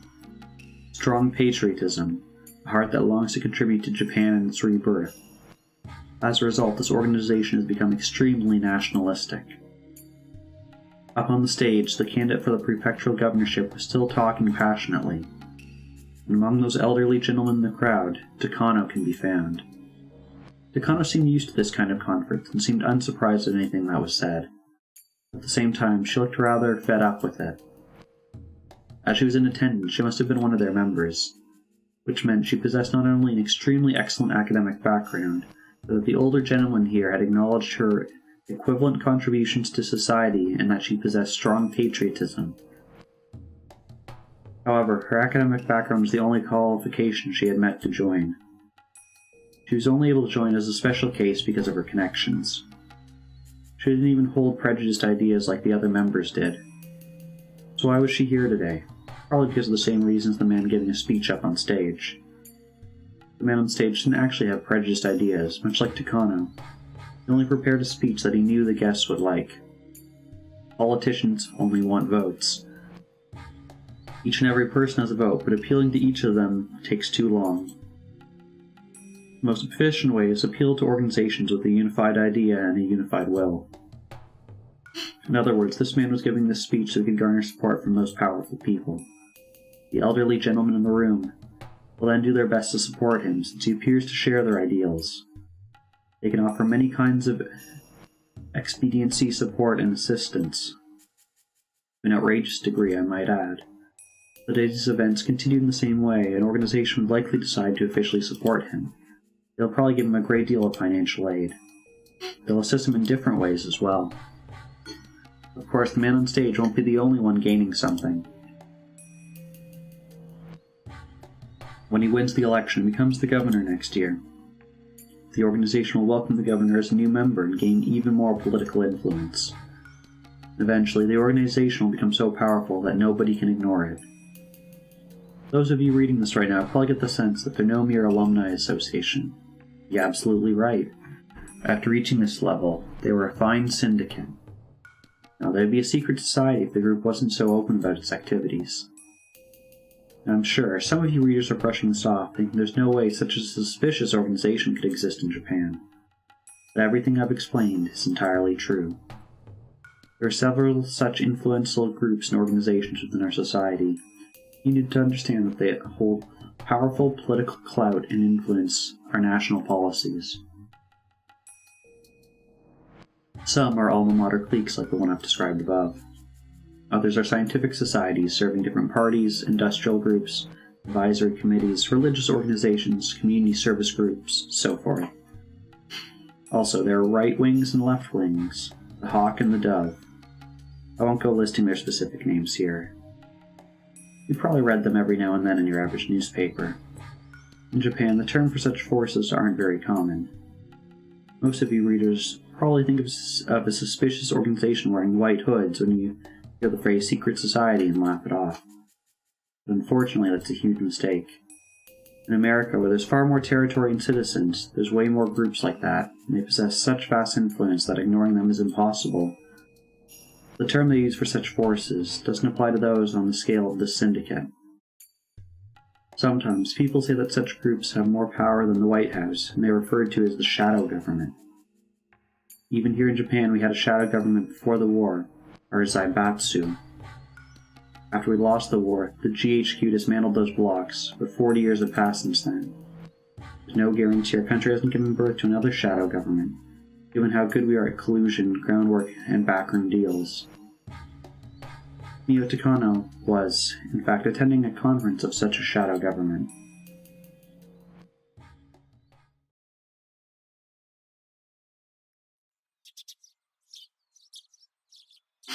It might appear to be a guest house at a huge golf course. There are no golfers in sight, but by appearances that must be it. But appearances can be deceiving. This wasn't a golf course, but a huge backyard. The guest house was in fact a very stylish manor. Normal people would be surprised to learn that this was a private residence. The interior of the building was as lavish as the exterior, with beautiful carpets on every floor, expensive-looking decorations on the wall, and expensive-looking bottles of alcohol on the shelves. The kind of room Takano was in. There was a knock at the door, and an old man in a wheelchair and a young woman pushing it entered. As Takano stood up to bow, the old man stopped her by raising his right hand. 畳んでも久しぶりだのう。いつでも遊びに来なさいと言っとるのに。そのお言葉だけで光栄ですわ、小泉先生。The old man sat down on the sofa with assistance from the woman. He was very old, his face was covered in wrinkles, and he could hardly do anything on his own. Even so, he still held a great deal of power and influence. 相変わらずお盛んですわね。首筋、口紅がついておりますわよ。ほ、それ本当かね。やれやれ、これはお恥ずかしいの。There was no lipstick on his neck. The old woman who was helping him with his wheelchair was too beautiful to be a mere helper. Takano had suspected something. It turned out her guess was correct. Although he was so old he could die the next day, he wanted to stay sexually active until the very end. Thank you for giving me information I didn't need to know or read out. It's very, very helpful. Even the Grim Reaper would think that's just absurd. いつまでも小さいと思っとったらいつの間にの。ご冗談を。本当にそう思われていたら、私のお尻を撫でようなんてなさいませんわ。おい先短い年寄りに触らせても減るもんではないに。Thank you, characters, for finding your voice so I didn't have to read out this conversation. 私よりももっと柔らかいお尻を散々撫でておいでのくせに。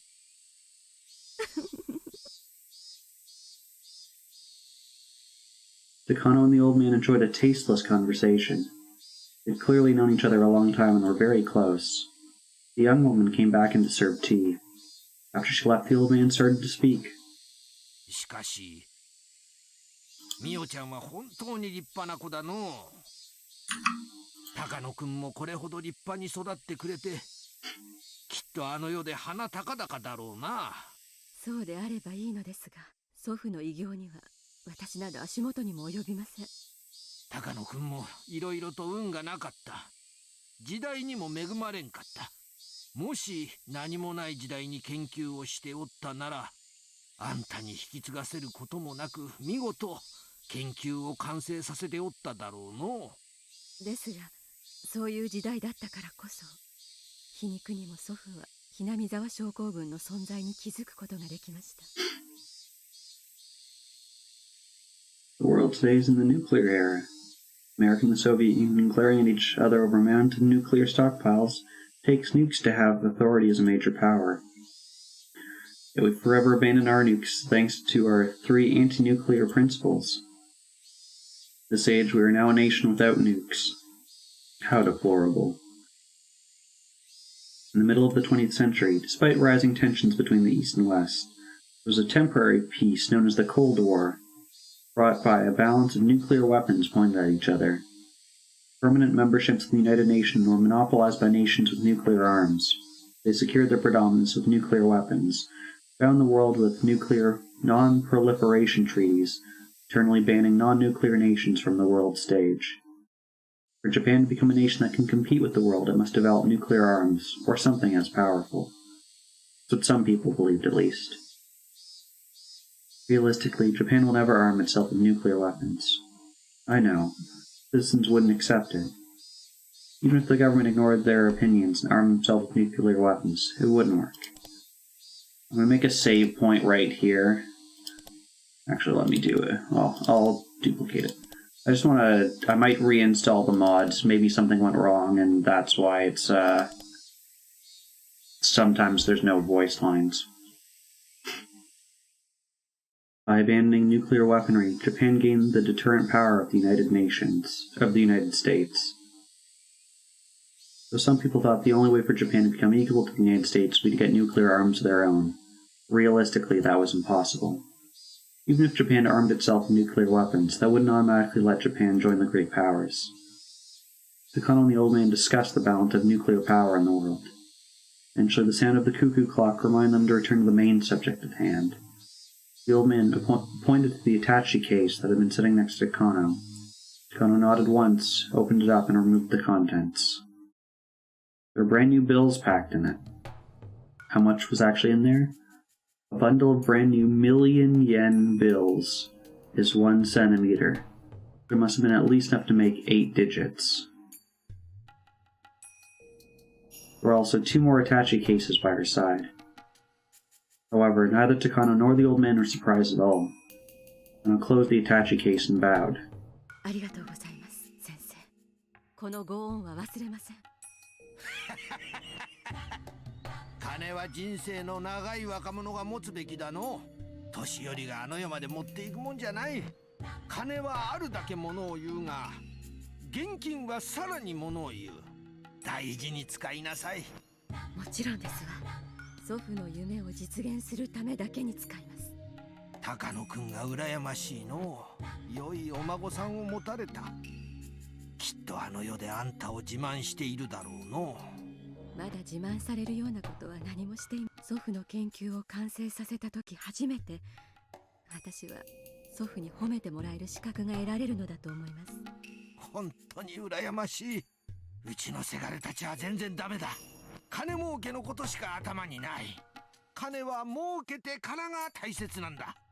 その儲けた金でお国のために何を貢献できるかが大切なんだ。それこそが今日まで自分を育んでくれたお国へのご恩返しっちゅうもんなんだがの。たくさんの恋人たちに気前よくおごるのもお国へのご恩返しなんですの。もちろんだとも。あいつらが買い物をすれば金は巡ってお国に戻る。金は天下の回り物だ。 However, those lovers will probably end up buying some foreign goods. These probably don't work out quite the way this old man thinks they do. Takano chuckled to herself. 女どもにばらまく金とミオちゃんに託す金は意味が全く違う。存じております。ミオちゃんは今日までよく頑張ってきた。礼を尽くし、大勢の人たちの信用と支持を取り付けた。今だから話すが、春山くんも望月くんも最初は君のことを若すぎると批判的だったんだがね。だから私もミオちゃんのその努力を認めてその金を託すんだ。はい。そしてな、その金を私が託す。私がミオちゃんを高野くんの研究の正式な後継者だと認めたということなんだ。ありがとうございます。私ごとき若輩に委ねてくださったことに深く感謝いたします。いやいや、これは高野くんと君の研究だ。彼もミオちゃん以外が引き継ぐことを望まなかっただろうの。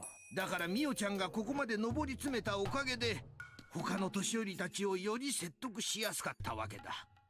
祖父の完成できなかった研究を私が完成させることだけが私ができる祖父への唯一の恩返しですから、そのために求められる努力ならばいといません。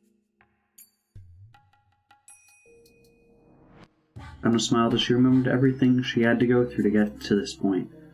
It went without saying, the old men around Takano saw her as someone from their grandchildren's generation, or maybe even younger. How much trouble did Takano have to endure in order to gain the trust of those with such a large generation gap? It was hard to describe to those who couldn't even imagine her troubles. Takano earned it. She gathered allies, drove away enemies, garnered support, and forced them to recognize her. She spent a long time establishing trust and rising to the status that the old men would welcome. It was all the more reason that this meeting was a reward for her many days of hardship. Now that she officially had a powerful influence backing her, she could spread her wings and see the completion of her grandfather's unfinished research. さて、高野くんの研究を正式に引き継ぐことになったなら、ミオちゃんにも話しておかなきゃならんことがある。何でしょう。伺います。The old man paused and pulled an expensive cigarette from the cigarette holder on the table. Takano lit it up for him. She didn't smoke herself. Knowing that the old man did, she kept a lighter in her pocket. The constant build-up of little gestures like that were how she gained the trust she had held today. Takano-kun noticed the Hinamizawa syndrome in Manchuria, not Japan. Yes, according to my grandfather's journal, around 1940 he learned that many soldiers sent from Hinamizawa to the Kwantung Army experienced terminal symptoms, which led him to surmise that an unknown infectious parasite dwelled in Hinamizawa. Under the harsh conditions of war, people sometimes lost their minds. In those conditions, those who were sent to a far-off battlefield from Hinamizawa spent their days under duress, and occasionally they exhibited terminal symptoms, hallucinated, and caused twisted incidents. Yet that all occurred in the extensive chaos of the battlefield. Every incident was handled separately, no one suspected that there was an underlying cause. 当時高野君は軍医少佐として海外に派兵されていて、現地の貿易研究所で各種伝染病の予防対策について研究していた。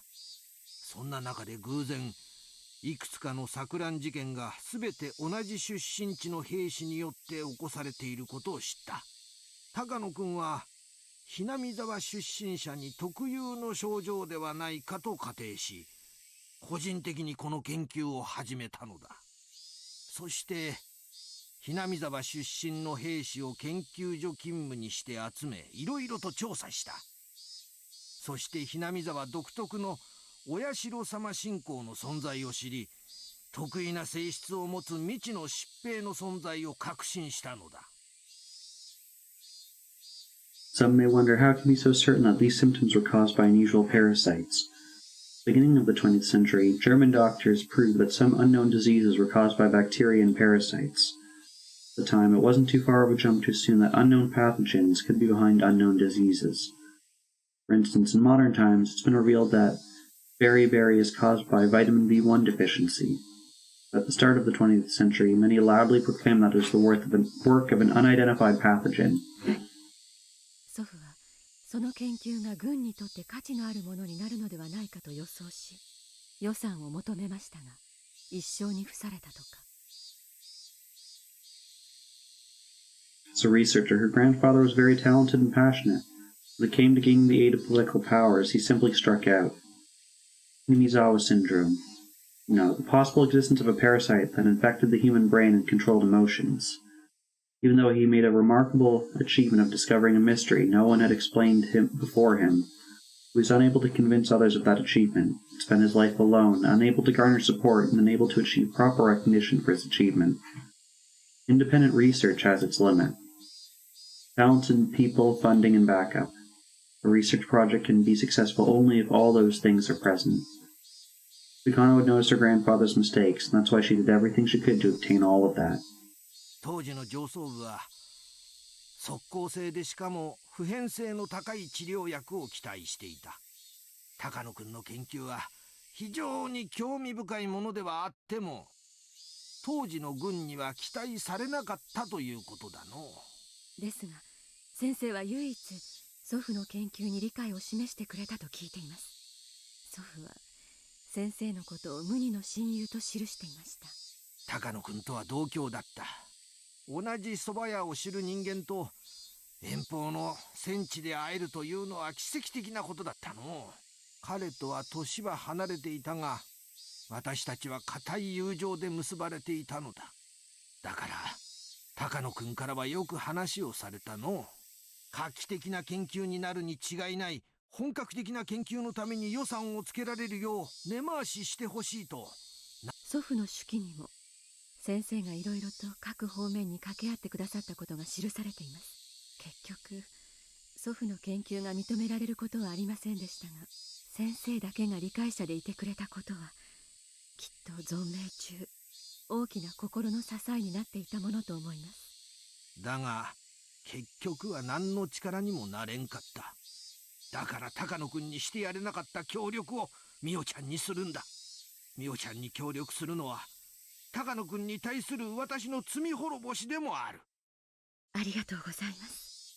祖父は良い親友に恵まれたと思っています。軍上層部に先生のように理解を示してくれる方が少しでもいてくれたなら、祖父の人生はもっと違ったものになっていたかもしれないと思うと、とても悔しく思います。The old man closed his eyes and paused for a moment. Shortly after that, he looked into the distance and spoke. 真実はそうではない。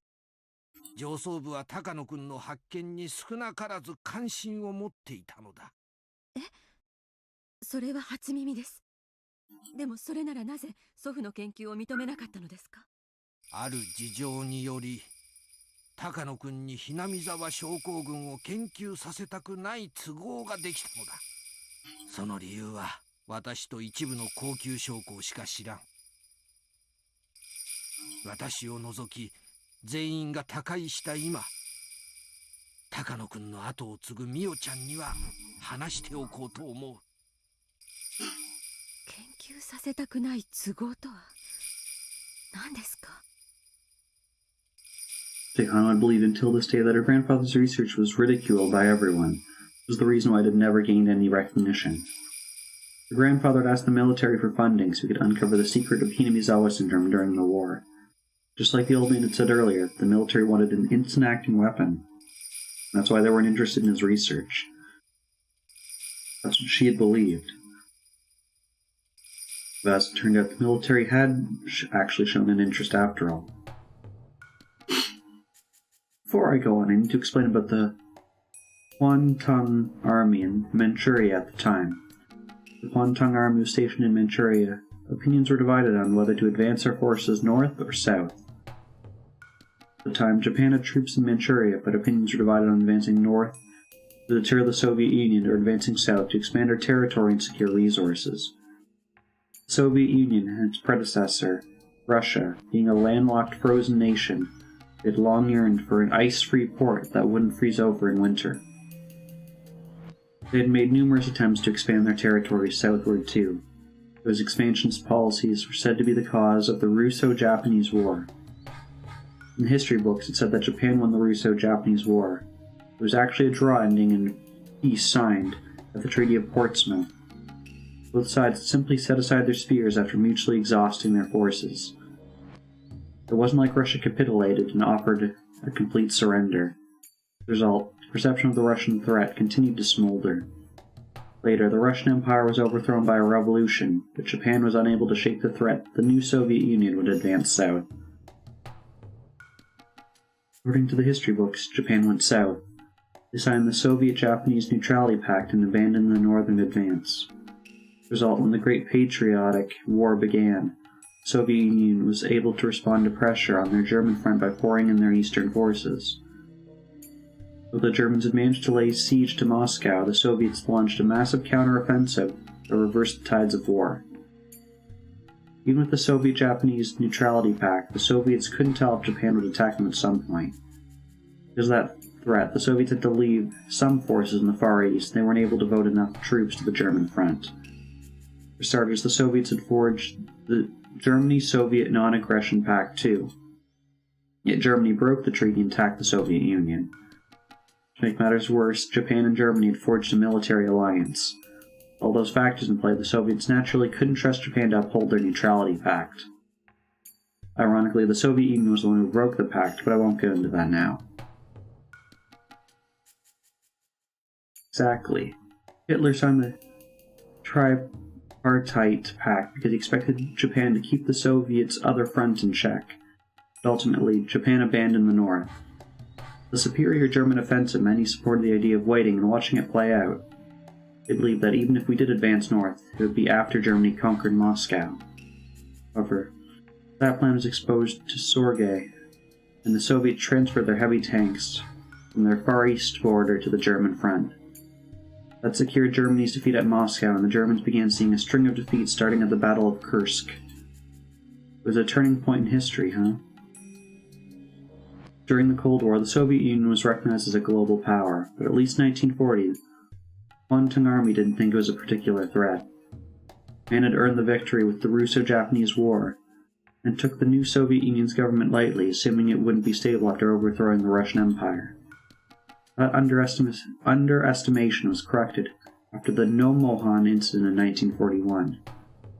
After several fierce short-term battles with the Soviet Union's advanced mechanized corps that led to great losses, the Kuomintang army realized that they shouldn't fight the Soviets, and that inclined Japan toward the Soviet-Japanese Neutrality Pact. At the very least, up until the No-Mohan incident, the Kuomintang army was strongly conscious of the Soviets and divided on advancing north or south. Thanks to that, there were also voices advising caution, suggesting we avoid an all-out war with China in order to shore up our forces against the Soviets. But the Sino-Japanese War broke out after the Marco Polo Bridge incident, right? No, we're getting a whole World War II history lesson here. July 1937. Japanese and Chinese armies were staring at each other across the Lugao Bridge in Beijing. It was the middle of the night on July 7th. The Chinese army fired on the Japanese army in training, and they engaged in combat. This triggered the long Sino-Japanese War. Yes, according to historical records, that incident triggered the Sino-Japanese War, but with opinions divided over advancing north or south, the army was equally divided over a full-scale confrontation with China. In fact, we received orders from General Staff Headquarters to resolve the matter quietly before the incident grew much bigger. So those supporting the northern advance wanted to settle the Battle of Lugao Bridge quietly, insisting that conflict with China was pointless in light of their anti-Soviet strategy. However, those on the mainland supporting the southern advance used this incident to cause to dispatch more troops to China. They enacted hard policies against China, and thus the Marco Polo Bridge incident became the trigger for Japan and China to enter an all-out war. After that, in their bitter struggles and the No-Mohan incident, Japan greatly revised their Soviet strategy. They signed the Soviet-Japanese Neutrality Pact and secured the route for their southern advance. The Sino-Japanese War got worse and worse. The Marco Polo Bridge incident hadn't happened. It's possible that history would have gone very differently. Maybe we would have ended up in a war with them anyways. However, if the South faction didn't get that chance, military authorities would have kept restraining the Soviet Union, and Soviets would have had to divide their forces between East and West. And maybe Germany could have invaded Moscow. Then Japan could have gone to Siberia. The map could be very different today. Germany wouldn't necessarily have won the war if it had succeeded in taking Moscow. England was keeping its strength on the other side of Dover Strait after all, and the United States was poised to enter the conflict. Besides, Napoleon once occupied Moscow. In the end, he couldn't beat their winter and had to withdraw. It is one of those ifs, huh? The Axis might have won the war. Yes, it's possible that the gunshot from the Marco Polo Bridge incident changed the tide of history. Both sides had different opinions of who should fire the shot, right? According to the Japanese side, a Chinese soldier fired a shot at a Japanese soldier who got too close to the Chinese camp. However, the Chinese side claimed the shot was a conspiracy invented by the Japanese military. But the shot was fired, even though nobody knew who actually pulled the trigger. It sparked the Sino-Japanese War. Yes, that's what the history books say. But Koizumi-sensei, what does that have to do with my grandfather? What does this very long talk about Japan's history with war in the 1900s have to do with your grandfather? In the Marco Polo Bridge incident, a shot was fired at a unit that was training in the middle of the night. Everyone was summoned for a roll call. They were missing one soldier. That soldier came back later and said he was sent as a messenger and got too close to the Chinese camp. By the way, did you know that soldier was from Hinamizawa? Eh? Really? And Takano-kun was talking about Hinamizawa syndrome. He said that the soldiers from Hinamizawa could suddenly fall into a deranged state. He realized that the soldier from the Marco Polo Bridge incident was in fact from Hinamizawa. Then what about the first shot fired? I don't know the truth. I think it's possible that a soldier in the terminal stage of Hinamizawa syndrome fired the shot. That soldier was killed in the incident. Since there's no record of it, nobody knows exactly how he died.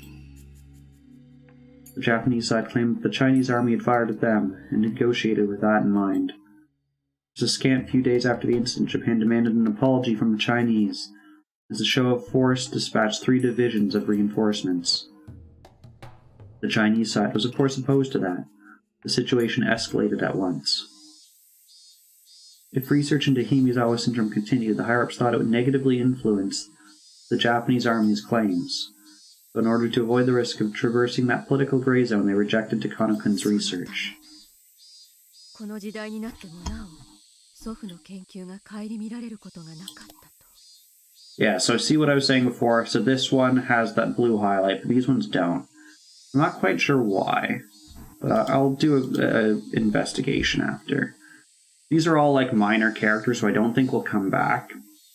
But like some of this includes Takano, so I am curious why it's like this.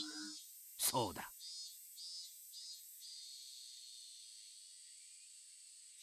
高野君にその気はなくとも、ひなみ沢症候群の研究が公になれば、社会的な影響が強すぎて、一般大衆に不要の混乱と疑念を与えることにもなりかねない。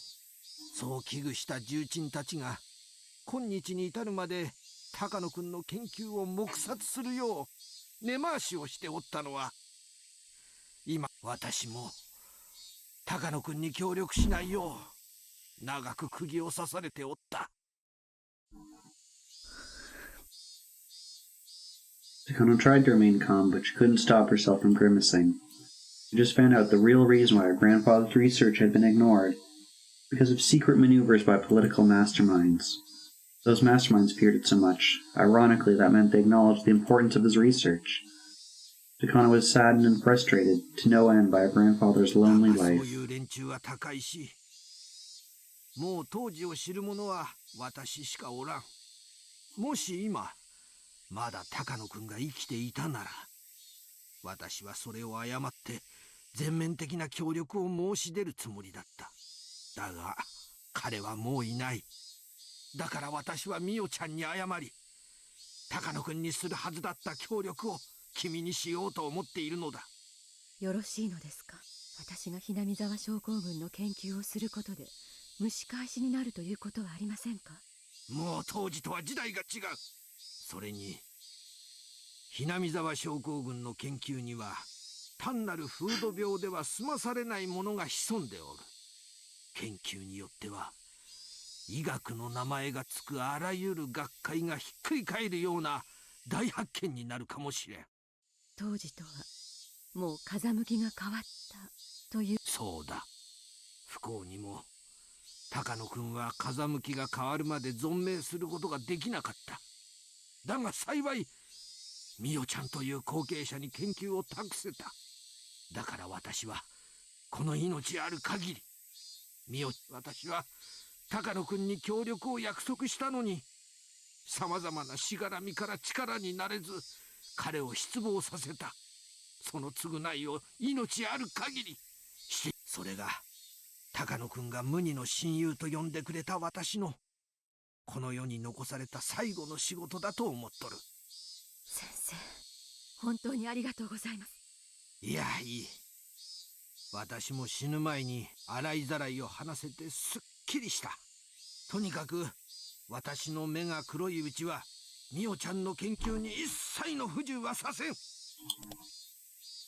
do another quick save. Actually, I'll add another save point here so I have a comparison of one that worked and one that didn't.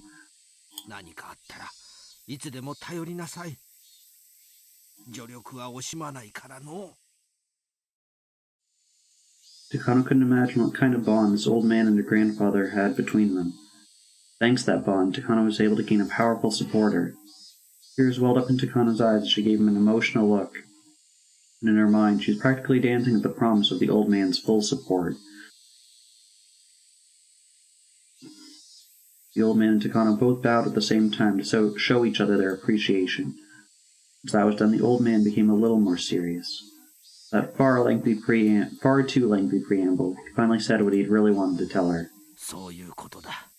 私が言いたいのはつまり、ひなみ沢症候群には歴史すらも作りかねない魔力が宿っているということだ。それは日本社会すらもねじ曲げかねない。そこのところをよく肝に銘じて慎重に研究をしなさい。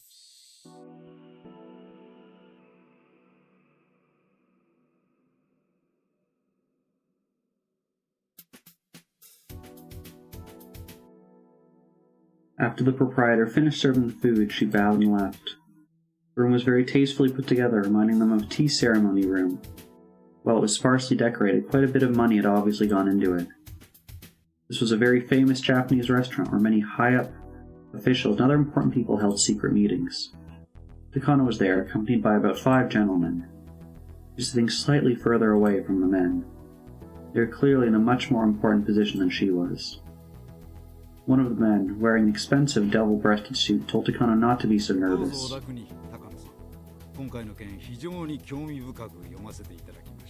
And just in case anyone was wondering, like literally there's no artwork for any of this. There's no character artwork. このような研究が数十年にわたり眠り続けてきたとは。驚きです。過去に行われていたこの類の研究はほとんどが実らず、スタッフも解散となって何も残っていないと思っておりましたよ。この研究は上層部にもほとんど相手にされなかったと聞いております。なるほど。故に誰にも知られず、そして誰の追求も受けなかったというわけですな。その意味においてだけは本当に幸運でした。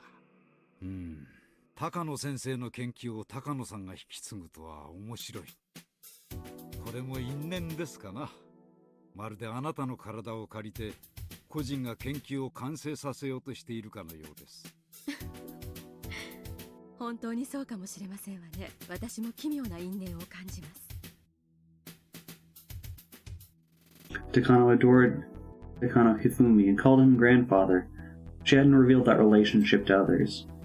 She realized it wouldn't be beneficial for people to think she was involving personal feelings in continuing Dr. Takano's research. But publicly, when she had exchanges with Takano Hifumi, after his death discovered his research documents with his remains and chose to carry it on. At least that's how the story went. それで先生方いかがでしょうか。いくつかの省庁がね、非常に強い関心を持ったよ。中川君が言うには、防衛庁の技術研究本部が強い関心を示してくれてね、研究のスポンサーを名乗り出てくれた。おお、それは朗報じゃないですか。おめでとう、高野さん。ありがとうございます。なんでも向こうが言うにはね、この中でアルファベットプロジェクトというのがあるらしい。高野さんはご存知ですかな？ There was no way she would know about something like that, but it was very possible for these nationals to research something dangerous without citizens knowing about it. Society forms something like a web made of connections between people. People hold hands with other people who share the same ideas and end up knitting a net. Of course, some nets are well known, but there are secret ones too. No way of guessing just how the men at this meeting were connected. A society involving research into deterrent weapons for the next generation, the Alphabet Project. In those words, it was possible to imagine what might entail.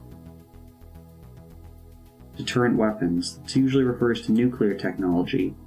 Weapons are normally used to destroy enemies, but the general idea of deterrent weapons is very different. The assumption is that they won't actually be used against anyone. Nuclear weapons are largely used as a threat to prevent enemy invasion. Both the US and Soviets possess large stockpiles of nuclear arms, keeping each other in check. They'll never actually use them, so if they did, there'd be nuclear war and both countries would be destroyed. They're like a legendary weapon you never draw. Of course, that last resort only works because both sides have nuclear weapons. If one side lacks them, then they lose all military negotiation power. In other words, nations without nukes are powerless before nuclear-armed states. That can't be true. Japan abandoned nukes and still functions as a nation today. So some people may be thinking, but they're wrong. Japan abandoned nukes, but lies under the nuclear umbrella by allying itself with America. That means the nation functions thanks to America's nukes. However, it also means that we must resign ourselves to forever being a vassal of America. In order for Japan to escape that and become a powerful nation equal to America, it must possess its own deterrence arms and step out of that nuclear umbrella. That society must have been put together by experts who believed in that ideal. Given that, even the name Alphabet Project makes sense. Nuclear weapons are a weapon of mass destruction. For weapons of mass destruction aren't always nuclear. They also include biological weapons and chemical weapons. Atomic, biological, chemical. The initials of these three words make up ABC. Why weapons of mass destruction are sometimes called ABC weapons. I won't go into weapons of mass destruction that don't belong in those three categories. ABC, Alphabet. In other words, Alphabet Project must be a code for research into weapons of mass destruction. As it happened, this guess of Takano's was correct. By rights, Japan should possess nuclear arms. We established ourselves as a peace-loving nation after the war. After our vast international contributions, we've been recognized as a permanent member of the United Nations. Yet until we possess nuclear arms, we won't be recognized as a proper nation. It was the long-held desire of post-war Japan. Exactly. However, realistically, thanks to the Nuclear Non-Proliferation Treaty, the major nations hold a monopoly on nukes. Of course, our domestic public opinion is growing allergic to nukes. The foreign and domestic pressures make implementing them impossible. Biological and chemical weapons are sometimes known as the poor man's nuke. Smaller countries can't make their own nuclear weapons have already started research into that kind of weaponry. Takano-san, please don't misunderstand us, okay? The purpose of our research isn't to obtain a biological weapon. So our goal is to prevent such weapons from coming into Japan from other countries. This is research into self-defense. I want you to understand that. Yes, I'm aware of that. Takano hated this Japanese tendency to make excuses, but she didn't let it show in her face. No matter what they said, they already saw the value in using this research towards biological weaponry. However, in truth, that was just an excuse as well.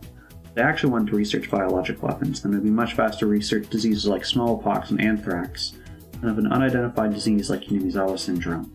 It wasn't actually correct to say the Defense Agency was interested in it as a biological weapon. In other words, Takano needed a powerful sponsor who could back up with funding, personnel, and a facility to conduct her research. So she used her connections and turned to the old men behind the government and economy. Reaching out to each of them, and getting them to forcibly pull funding out of the Defense Agency under the excuse of its application towards biological weaponry, that was the truth. Therefore, her project wasn't officially recognized by the DA. The people who secretly controlled the DA were the ones who knew about it. These masterminds diverted funding from the DA to the Alphabet Project, and they pushed for Takano's research to be a part of it. Takano gets her funding, and the influencers get to drain public funds through kickbacks. Considering that, it was doubtful that the project was genuinely about researching the next generation of deterrence arms. Probably just an excuse for the masterminds to funnel money into their own pockets. Those complicated matters didn't matter to Takano. Whatever those old men and influencers were planning wasn't her business. As long as she could get the funding for her research, that was enough. By the way, Takano had found her sponsor. It's one of the biggest organizations around, too. It's always been her grandfather's dream. Takano was trying to stay calm, but she was about to jump up and down in excitement. 十分に研究が進んだら丸ごと買い取って構わないと言ってくれてる。まだまだ未完の研究だが、その将来性については十分に理解できてるようだ。おっしゃる通りです。この研究はまだ道半ばで、十分な資金と施設、人材が。それでだね、ここからが交渉になるんだが、向こうとしてはこの研究丸ごと抱えてしまいたいのが希望らしいんだ。こう言っちゃ悪いんだが、君一人に任せるには荷が重いと考えてる。Hearing that put quite the damper on Takano's ecstasy. 一人の研究者としての知的探求心からです。私に必要なのはスポンサー。先方が求めるのは成果。そういう関係に期待したかったのですが。I realized she was talking rather breathlessly, so she tried to calm herself down. Either way, they'd be back in their research. Considering they were hoping for results that merit the budget, they probably feel that Takano was still too young to handle it. 高野さんが今日まで積み上げてきた研究を横からかっさらわれたんじゃ、それはあんまりですからね。そこは私もよく分かってます。もちろん向こうにもそれは伝えました。それで出てきた折衷案がこれです。まずアルファベットプロジェクト内の新規事業として高野さんの研究を立ち上げます。理事会の承認を経れば正式に予算をつけることができますからね。高野さんには客員という形でプロジェクトに参加していただき、研究に携わるという形になります。If she wanted their funding, she'd have to fall under their authority, of course. So far, she had no objections. 研究会は今回の研究に予算をつけるにあたり、いくつかの条件を挙げています。一つは先ほど先生が申し上げたこの度の研究に関する分野で優秀な才能を持つ人物に研究筆頭を委ねることです。お言葉を返すようですが、私以上にこの研究に詳しい人物が高野先生を除いて存在するとお思いですか？まあ、そこは高野さんを抑えて。お気持ちはごもっともです。それではその人物に私が研究を売り渡すのと何も変わらないではありませんか。全く話が違います。落ち着きなさい、高野さん。Those cunning old men didn't miss the sight of the faint leak of anger that crossed Takano's expression. They gave evasive laughs, as if remarking how immature she still was if she let her emotions show over such a little thing. However, they weren't laughing to look down on Takano. Contrary, they're trying to tell her to wait until the end. 小泉先生からあなたをよろしく頼むと念を押されているんです。大恩ある小泉先生に託されたあなたを私がないがしろにするとお思いですか？大丈夫です。ここは一つ私に任せてください。あなたもそして連中も納得するうまい妥結点を用意します。と申しますと、その人物の人選は私が握っているということですよ。Everyone chortled except Takano. For a moment, she joined in. In other words, he meant that he would find just the right person. The DA had suggested finding an expert to lead the project because they didn't feel comfortable with just Takano. For Takano's sponsor was the one tasked to find such a person. At that moment, Takano realized it. How wonderful it is to have such a powerful backer. あなたがやりやすい候補者をこちらで探します。高野さんはその中から組みやすいと思う相手を選べばいいということです。Takano felt better after hearing that. She wouldn't be the official head of the project, she would end up leading it from the shadows. Of course, she wasn't an expert per se. Having a partner would actually be beneficial. しばらく先方と私の方で調整します。もちろん高野さんの満足のいく形で決着できるようにしますので。はい。お世話になりますが、どうかよろしくお願いいたします。そうだ。防衛庁の話だけじゃないよ。厚生省の永田君も一枚噛んでくれるそうだよ。国立感染症予防研究所の伊藤君を紹介してくれてね。Internet.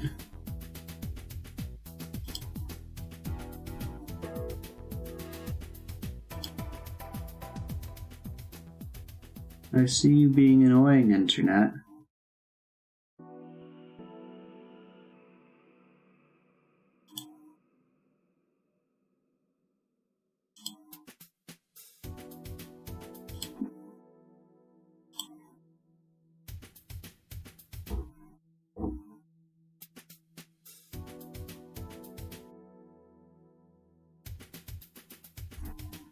Okay.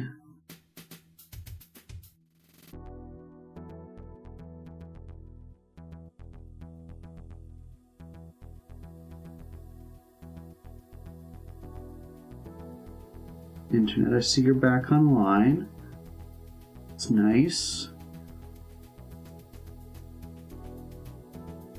Okay.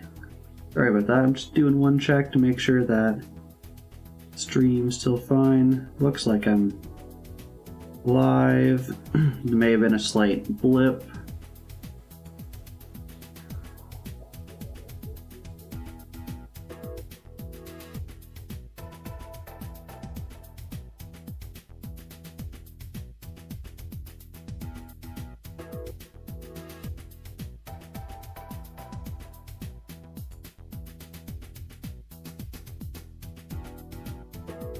Okay.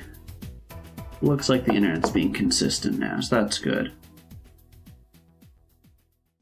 機材や技術についてのバックアップを名乗り出てくれてる。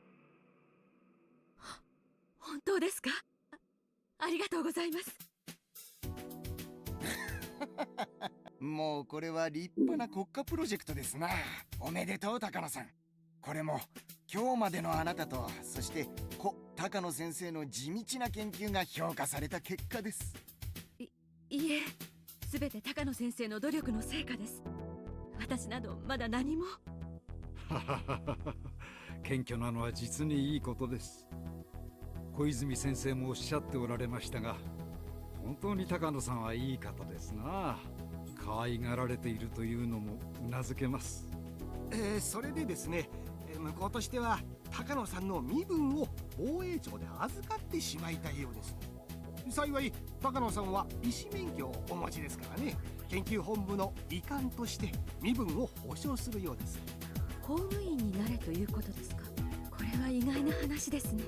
アルファベットプロジェクトに携わる研究機関のほとんどは公的機関です。今回の研究は陸自も強い関心を寄せており、職員を陸自から派遣したいと強く要望してきています。ですので場合によっては身分は陸自の扱いになるかもしれません。まあこの辺は役人の縄張り争いだと思ってください。その役人たちの上に立つには役人の身分が必要になってくると、そういう、もちろんどういう形になろうとも高野さんが不快に思うようなことにはしませんから安心。わかりました。そのあたりはお任せいたします。しかし高野先生がかつて軍にこの研究の援助を求めた時には防衛庁が興味を示されたのが意外というか遅いというか。それは仕方ありますまいな。決して高野先生の研究を見下していたわけではないはずです。That wasn't true, of course, and I had already heard a confession from the old man. She exhaled. To her it was like the meeting in front of her was happening somewhere far away. She'd longed for this day to come and worked so hard to reach it. Finally, her grandfather and his research were attaining recognition. This was the day she had dreamed of. She was frightened just imagining that it might actually be a dream. True joy can't be felt all at once. Oftentimes it's a delayed reaction. I'm glad to see, Samus, that because how much have you contributed now? Oh, I don't actually know if that internet blip meant it counted as a second stream. So far, it doesn't look like that to me. But if it did, I mean, some people could contribute again.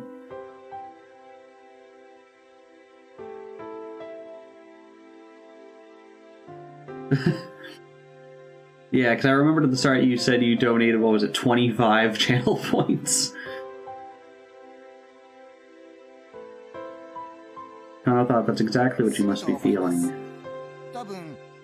24. I stand corrected. 24.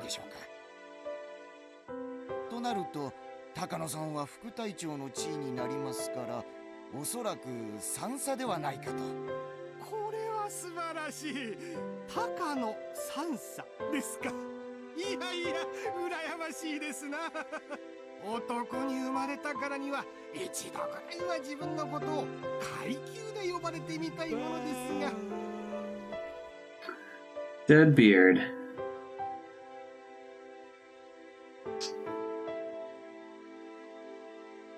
Deadbeard, why have you done this? 2 years. I guess this month is 2 years of affiliate, huh? Wow, time flies. How are you doing? Bread. Dead bread. Bread dead. Bread dead redemption.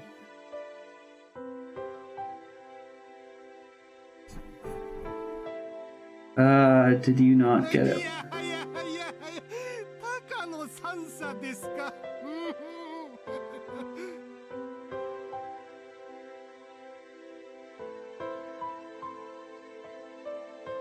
Sam says it looks like yours is due up Not do, because do implies that you need to do it. It looks like your subscription... It's probably like delayed 1 day because of time zone differences or something. 酸素何ですか？ああ、自衛隊の階級のことで三等陸佐のことです。企業でいうところの副部長くらいでしょう I ね。 think so. From what I can see on my list, he last subscribed on May 7th. Oh, Deadbeard cheated. Okay, he's a cheater. There you go. おそらくその階級がプロジェクト発足時に高野さんに与えられることになるかと思います。 There you go. He offline subscribed early before the first affiliate stream. 昔でいうところの少佐ですよ。そういえば奇遇ですな。高野先生もかつては少佐の階級にあられたそうではありませんか。Takano remembered suddenly. They were right. Her grandfather had been a lieutenant commander in the Japanese military. Everything she'd done until today was that she could continue her grandfather's research. Now, everything had fallen into place, and she'd been granted the same rank as her grandfather. There's no Scold Club, and you shouldn't be part of the early Scold Club. Yes, that is pure coincidence.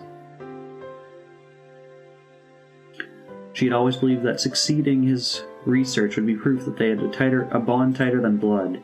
Now she would be even the same rank as him. This is fate, Takano thought. Maybe this is even a message from Grandpa? Yeah, it must have been a shout of encouragement from heaven. Proof that she inherited not only his research, but his will as well. Takano couldn't help but feel a sense of dignity for attaining the rank of major. And thank you for the host, Deadbeard. 私ようやくここまで来たよ。 Nobody else could hear her say that, but her grandfather in heaven could. That's what Takano believed. She'd only come so far.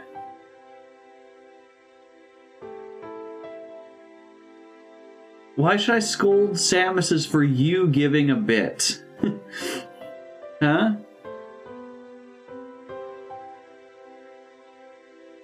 Samus says thank you for the host. There were still a lot of things to do for this research to be recognized as a great work. Otherwise, her grandfather won't become a god.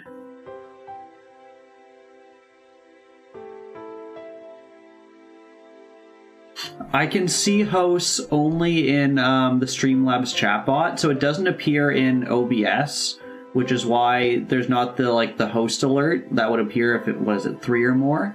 But it does appear in Streamlabs chatbot, so I can see that even if it's... I think 3 is their number. I did see that you had figured out a way to fix the alerts, Deadbeard. It was something like you set a default host alert, and then like another host alert. I remember you had posted something about it.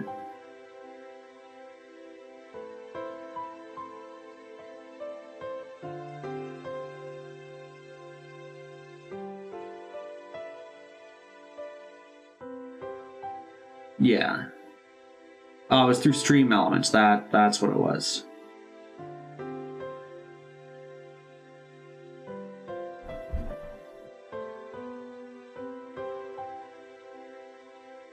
It is, but it works. I should remember to do that. Actually, I'm going to make a note to remember to do that. Stream Elements... host alert thing from, not forum, from Deadbeard to allow for small host alerts.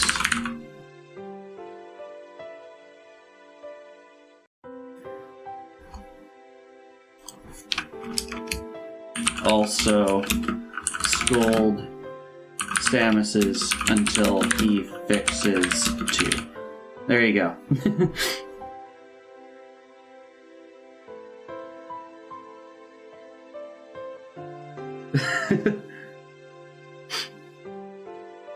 Yeah, because before I'd heard of yours, Deadbeard, the only one I'd seen was I'd seen a streamer make a single point redeem which was an I hosted you redeem. And they would use that as like their way of triggering the alert, assuming that people wanted to make it known that they were hosting them. I guess that also allows people, if they don't want to. I know not everyone wants to wants people to know that they're hosting someone else, so it gives you that flexibility. I guess is the benefit of it. You must become a god. That was in her grandfather's will. I was unable to do so. That line preceded it. It was her grandfather's dying wish. Her grandfather entrusted to her all of his research. A god can't be physically brought back to life. God is made in the hearts of the people who remain alive. What if Carr had more inches? Deadbeard, please stop sexualizing cars. Cars don't need your inches.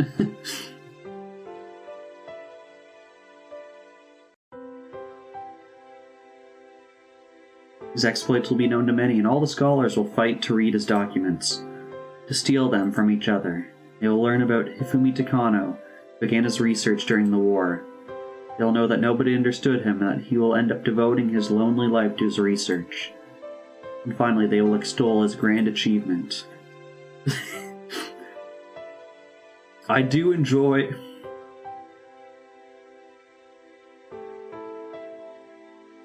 Thank you for the chat quote, Samuses. How are we supposed to get Transformers? Alright, so we'll save over that. Also, I realized something. So let's hit view all tips. Oh, there's still no tips. Okay. Okay, I can reveal something. So the secret ending revolves viewing tips in a particular order. I wonder if all the tips are hidden until then, so we don't have to sit through them twice. That would be really nice, actually. But yeah, Steadbeard, I do enjoy reading some of your notes. Some of your, like, random notes are fantastic.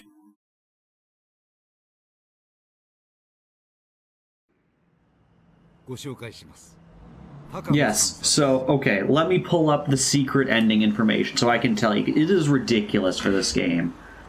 Rashi... secret ending. Okay. So, the secret ending. So, I just looked up how you get it. After completing the game once, a secret ending can be unlocked through the Connecting Pieces screen by reading the pieces in the below order. There is 52 pieces, and you have to do it in a very specific order. And it's not something like, 1, 2, 3. Just like reading off the top, here's the order. This is the 21st. The first one you see is the 21st one to trigger. The second one is the 23rd. Third one's the 29th. Fourth one's the 13th. I have no clue if there's any hint. I think it's just supposed to be do them in like chronological order or something like that. And somehow people have gone on to do this. So there must be some hint later. Cause geez. So there's eight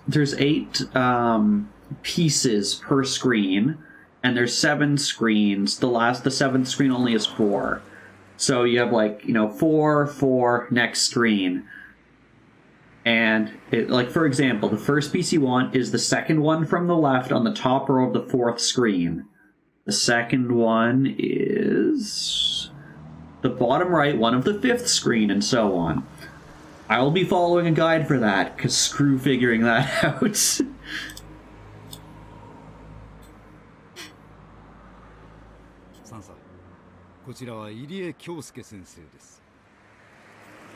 And just imagine misclicking and having to redo the whole thing.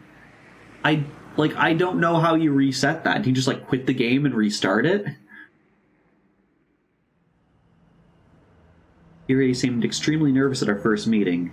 Probably thought I was in charge of some suspicious organization. 萎縮しなくて結構ですわ。高野とお呼びください。恐縮です。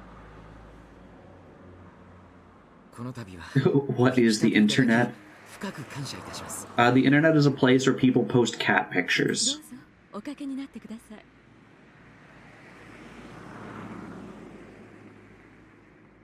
A model, lower middle class citizen was a good way to describe Yosuke Irie's demeanor. One could also say he was the stereotypical type of person to get conveniently discarded after those crafty elders use their seniority to constantly pick on him. He certainly doesn't seem as cunning as I am. That doesn't mean he isn't ambitious. Like me, he's a young person who dreams of accomplishing something great and leaving his name upon generations to come. While he acts humble in person like this, his articles are actually progressive as well as aggressive. The gap between the two is quite intense.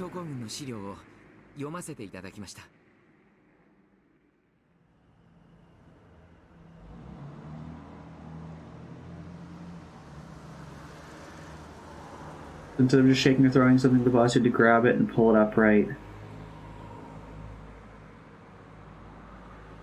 It's down, you let go, it gets back up. You can shake it up, and then it kicks you and gets back up. The arena is infinite, so it can drag on forever. How do you damage it? To grab it, pull it left, shake it, and then shake it down exactly 1.5 seconds later to smash its head. You get the genie lamp from Aladdin.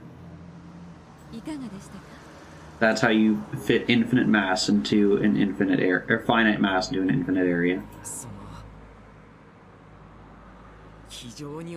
I'm trying to think, what was... Like, sure, there were games I didn't beat as a kid. The original Metroid for NES being one of them. And I was that kid who had, like, the guidebooks with my Nintendo Power.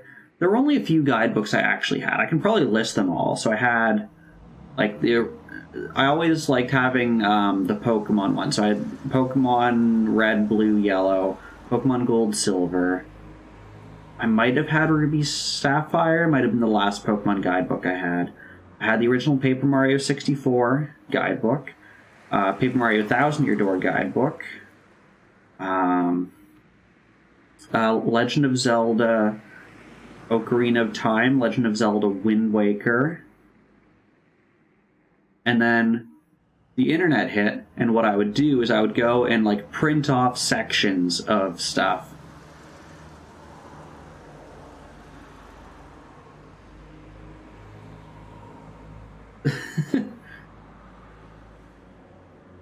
Yeah, but Samus, you made it to the final boss. I think I made it as a child to I got missiles.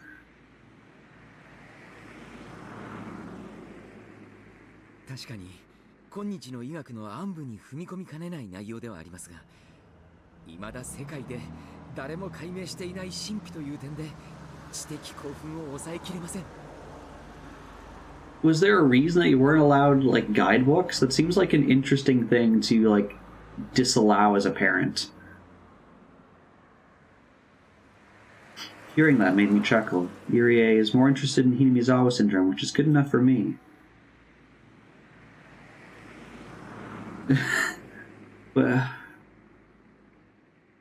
I'm just trying to think. So as a kid, like, you go the one way, you get ball, you go the other way.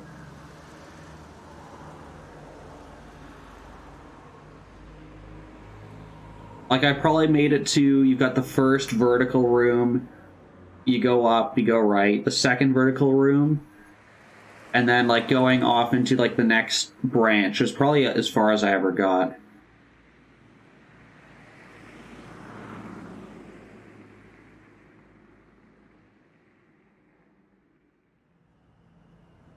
Gotcha. That makes sense.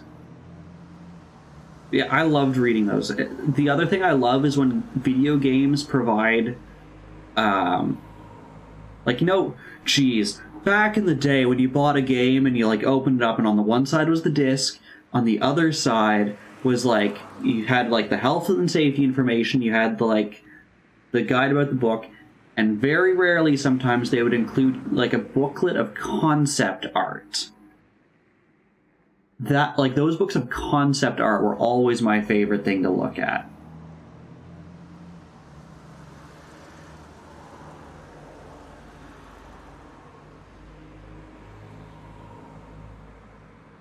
We've been through the ring with far too many people to reach this day, as our honed intuition could tell. We get along well with this man. Even if he isn't useful to me, he won't cause any problems. Both me and my sponsor, he's the best person possible for the job. I think my favorite one... Not that there were too many that I can think of that actually had this. I can actually only think of my favorite one.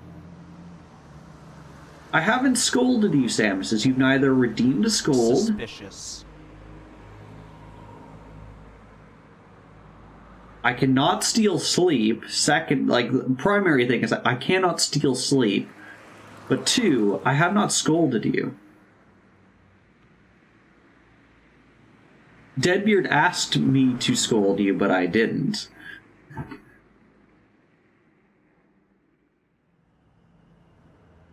But yeah, my favorite one, like I said, is probably the only one I can actually think of. I don't think I scolded you, Samus's. You didn't redeem scold, you didn't spend any money. Yeah, the last story for Wii, which was a fantastic game that actually didn't get... I don't think it got near, like, the level of interest in Western society as it did in Japan. Suspicious.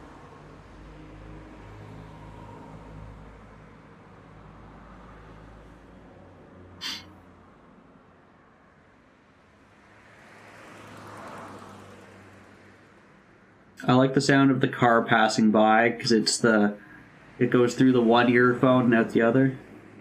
Yeah, I'm trying to think of what the numbers mean.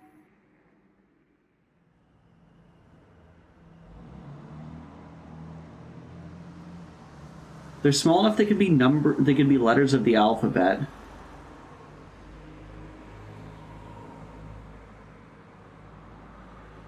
What's the 19th, 3rd, 15th, 12th, 4th letter of the alphabet? 3 is C, 4 is D. Scold, it's scold, there we go. Jeez.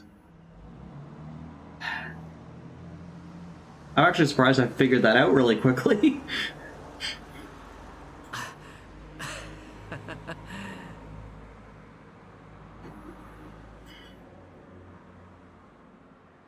You really laugh. Oh, we have a cat coming in. I don't know, he was complaining about something, so... Hi, buddy. How are you? What were you complaining about, Hmm?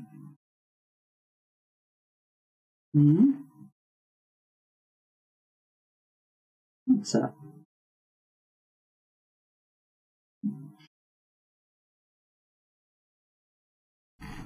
What you got to say? Yeah, no more cone.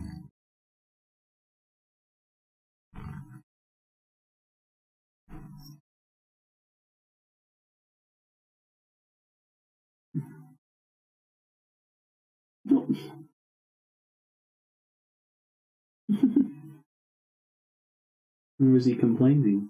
Just in this room? Yeah, I heard him go, meow! Meow! Yes and no. It sounded like you. Alright, good night, Samuses.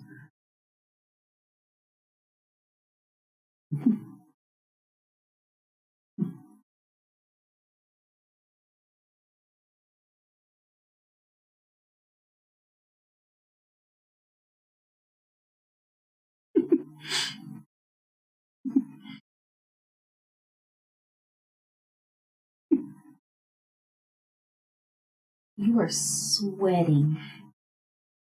It's pretty warm in here, yeah.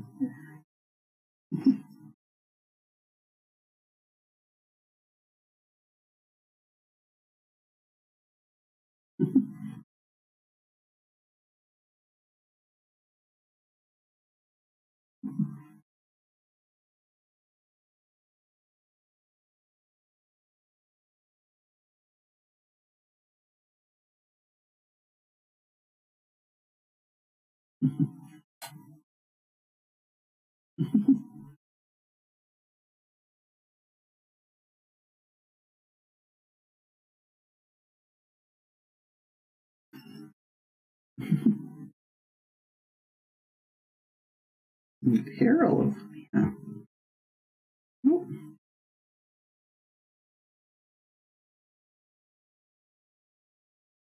I can't tell if he was complaining because his litter box is full. I'll check after.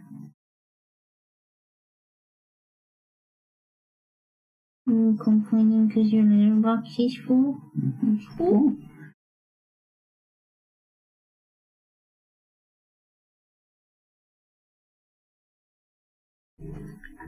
Oh, thank you. Hi, bud. Thank you for the birthday greeting.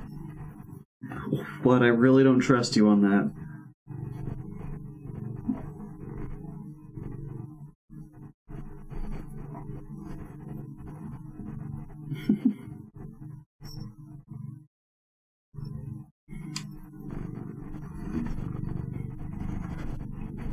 Where you going, bud? Off he goes.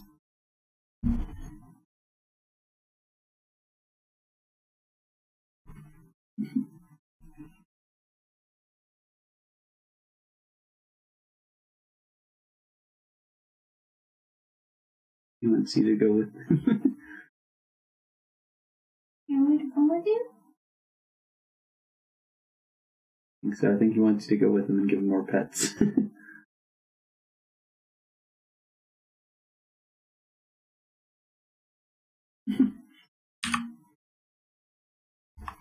Let's get the game back because the cat knocked it. There we go.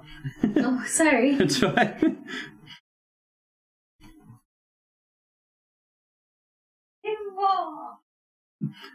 You probably thought I didn't know him, but I received detailed documents on him. I knew I was exiled from the limelight despite his rare talent and achievements. Extraordinary skill, worked under a neurosurgery expert, and everyone expected a bright future from him. Kicked out due to an ethical controversy. Uri's pet theory was that the antisocial behavior of individuals can be explained by brain disorders. Believed that no one in this world was born a villain and that they were all just poor patients in need of treatment. Proposed that they were all proper and normal when born, yet as they matured, psychogenesis and various exogenous factors caused brain disorders which made them into villains. Therefore, what those evil people need isn't punishment, it is treatment. If their diseases are treated, then they'll become good citizens again. That manner of thinking actually fell in line with the Confucian belief of innate human goodness. According to this theory, humans are born with the capacity for altruism towards their kind, but it is only after that they acquire cruelty. Uri believed that acquisition was the result of brain disorders. Human brain creates human thoughts, therefore if one becomes emotionally ill, it means their brain is ill.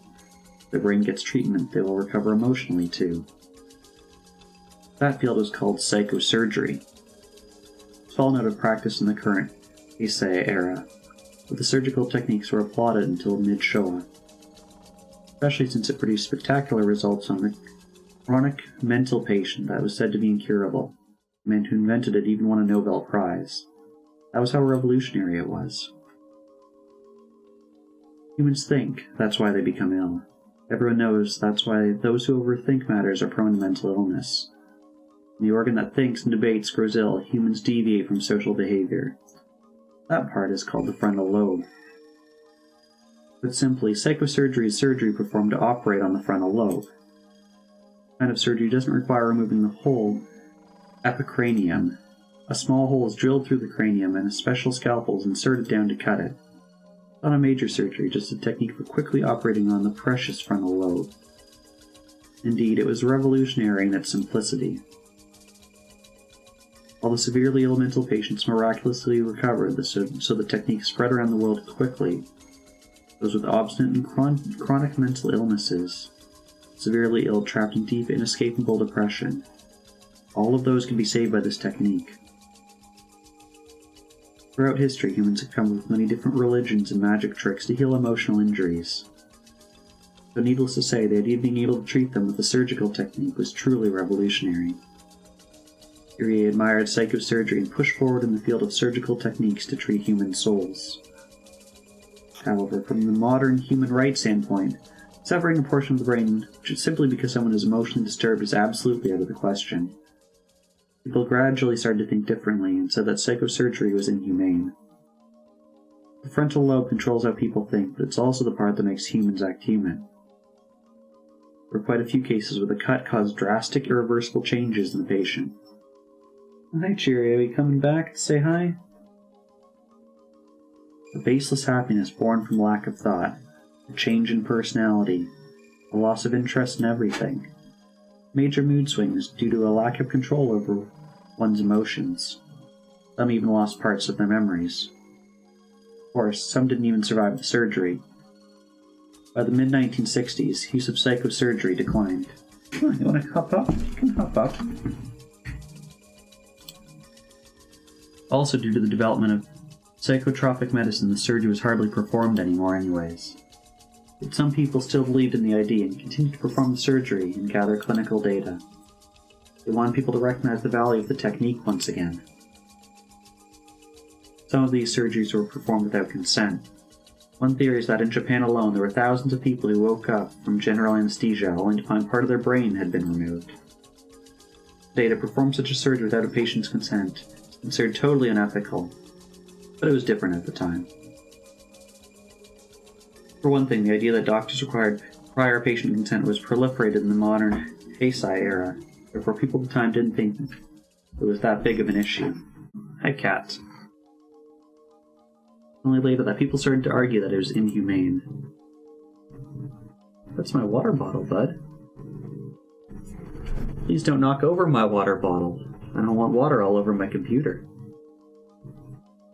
Finally, a decision was reached and the curtain closed with the rejection of psychosurgery. Later, the Japanese Society of Psychology and Neurology passed the resolution to end psychosurgery. Are you just thirsty, bud?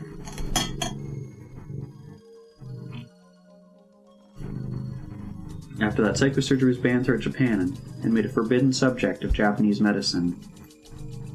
Irie was the leading person in the field of psychosurgery, continued to advocate its effectiveness and results. Therefore, he was treated as a war criminal who practiced inhumane medicine, and he was exiled from the public eye. However, that doesn't mean that he changed his beliefs. He still believes that immoral behaviors caused by brain disorders, the secret of treating them is in fact hidden in the brain. The existence of Himizawa syndrome, caused by parasites living in the brain that controls human emotions, actually affirms his theory. Of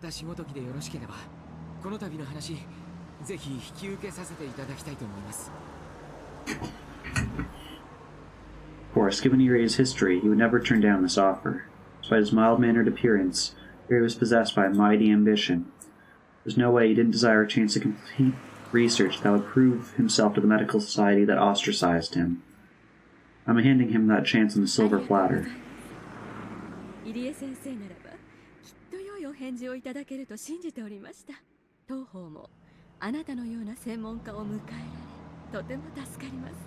So now, not just Takano's background, which we've explored over the past almost 3 hours. We have more background in Irie Sensei, who is very clearly a gifted person if he was able to do all this research. Obviously he has a pretty fancy lab and equipment and all that when he's here.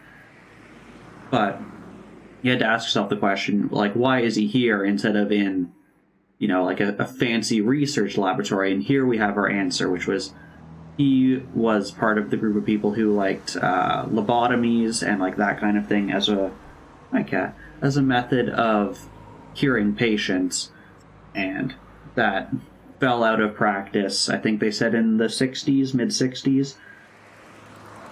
Oh. And, he wants to continue with his theory, just he's not allowed to practice the way he wants. Whereas this gives him a way to practice what he thinks is the right way and contribute to the medical profession. 私などが所長でいいのでしょうか。それは高野さんがやられた方がよろしいでしょう。私は単なる医者に過ぎません。人の上に立ったことなど。ご安心ください。それにつきましては、私も全面的にサポートいたします。トップは制服ではなく背広。 And before you were here, Deadbeard, we had a whole like World War II history lesson. Because they managed to bring in basically how this game is related to possibly Germany losing the World War. That's how deep they went. お気に召しませんか？入江所長という呼び名は。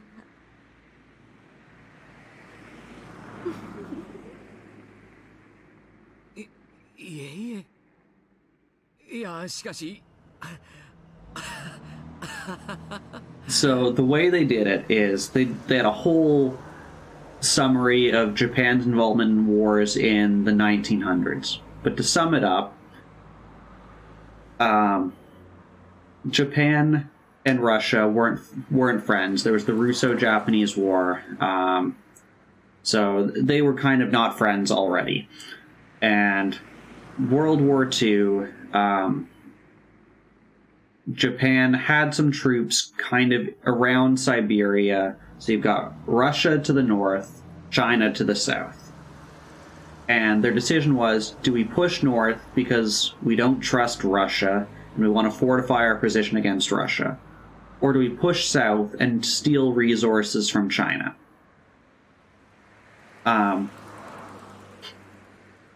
And the Chinese-Russian war happened because they had troops at other ends of the bridge.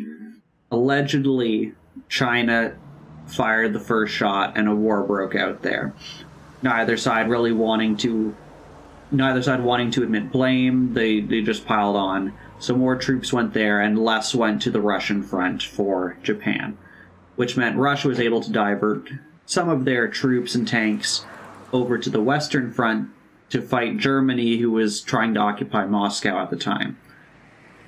And then, so the argument there is if this war with China didn't happen, they would have had more troops up by Russia. Russia wouldn't have been able to divert troops to Moscow, and Germany might have been able to take and hold Moscow and basically put a damper on all of the Russian front in World War II.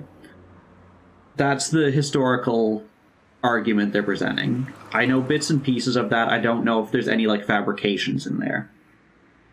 Now, how they tied the game in is they said,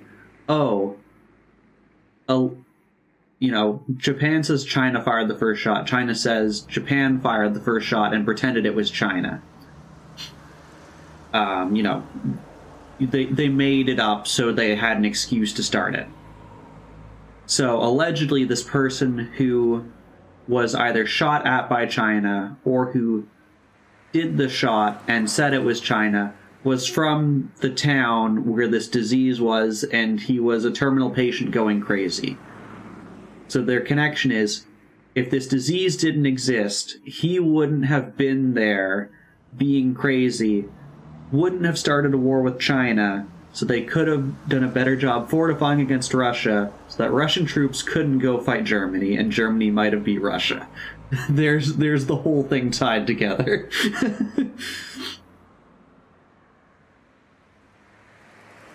Yurei laughed to hide his embarrassment. That was like a solid 1 hour build-up. 入江先生にご快諾をいただけましたので、入江診療所という名前にいたしましょう。一国一城の主とはもったいない話です。あと身分を陸自で預かることになりますので、先生の席は陸自の医官という扱いになります。私の上司ですので、二佐の階級になりますわね。入江二佐という呼び名はいかがでしょう。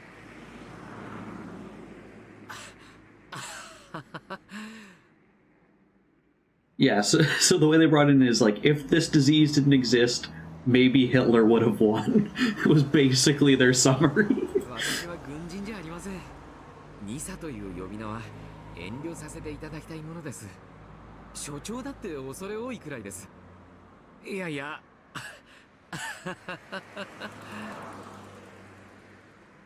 Getting a chance to research brain parasites, plus he's being given the title of director of a new clinic as camouflage. Plus it comes with staff and funding. We'll even have support from the DA and the Ministry of Health and Welfare, as well as a research lab with state-of-the-art equipment. No wonder he's laughing so excitedly. However, there are some risks too. Since he'll be involved with this secret research, he has an obligation to keep it a secret. Also, he's going to an area plagued by a mysterious and bizarre disease. There's no guarantee he won't contract it himself. Irie is too young to even think about those things. Aware of all the risks. You just said he's not thinking about it, so I think it's unaware of all those risks. He quickly signed the contract with the ambition to have people recognize his talent once again. When I saw him sign the contract, I finally relaxed. I knew he would agree to join us, but at the same time I was afraid of the chance that he might refuse. Selecting a director proved more difficult than expected, and the only candidate Takano paired well with was Irie. If Irie refused to take the position, then frankly, she'd be placed in an even worse situation. Now that Irie had agreed to take the position, research on Hinamizawa syndrome can finally begin. The research center, or rather the clinic, will be completed next spring. The Ministry of Health and Welfare and the Defense Agency send the best equipment and staff, plus an abundant supply of funds. Finally, our research will begin in earnest. Everything is going well.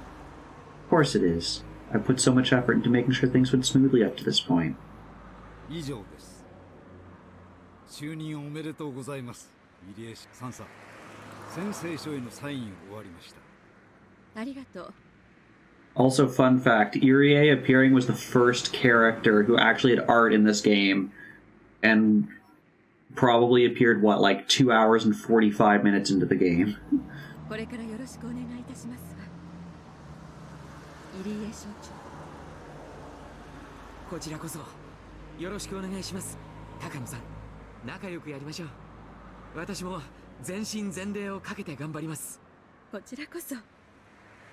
お互い最善を尽くしましょう。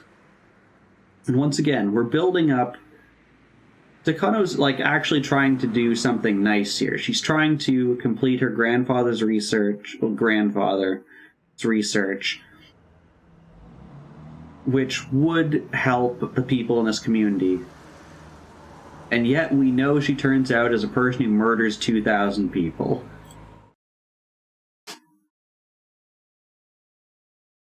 Now, the position of director has been filled. Everything is set.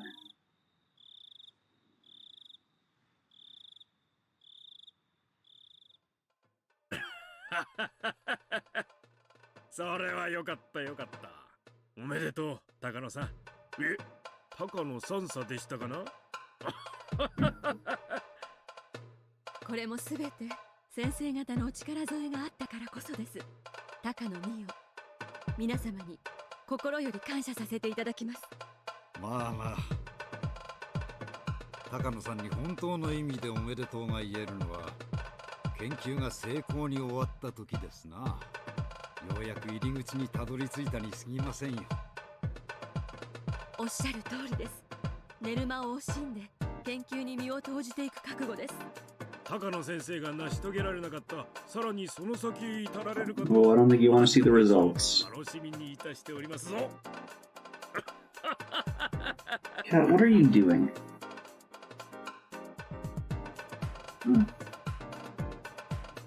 I see you. Hi. まあまあ先生、今日はそういう堅苦しい話は抜きにしましょう。今日は高野さんのこれからと入江機関の設立を祝って乾杯の前にご挨拶申し上げます。厚生省の永田と申します。どうぞよろしくお願いいたします。ああ、高野さん、彼をバシバシこき使ってやってください。彼のところの研究所は入江機関のバックアップをしてくれます。技術的に困ったことがあったらいつでも頼ってやってください。こき使うだなんてそんな。こちらこそお世話になります。高野と申します。どうかよろしくお願いします。高野さん、こちらも紹介しましょう。陸自から出向の富武君とお好み君です。陸自側からのバックアップをします。ぜひご挨拶させてください。はじめまして、富武と申します。この度のプロジェクトの監査役を仰せつかりました。So here's where we have the first meeting for Tomitake. よろしくお願いいたします。Funding for research is largely coming from the SDF. It's only natural for the SDF to sign a watch job to make sure reasonable research is taking place. For someone in a position like that should be my opponent. Why was someone in that position invited to this private party? I mean, the auditor is on my side too? Seeing that thorough groundwork, I couldn't help but feel the strength of having a sponsor all over again. 私は直接はひなみ沢に赴きませんが、定期的にお伺いして研究の進捗管理などをさせていただくことになります。あら、それは残念ですわね。ひなみ沢は空気も良くて、Cat, what are you doing? 素晴らしいところですのよ。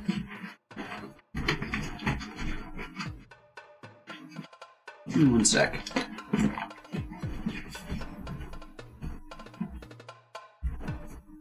What are you doing?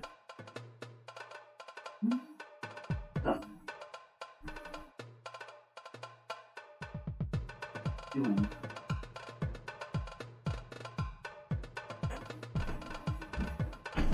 Here, come be with me instead.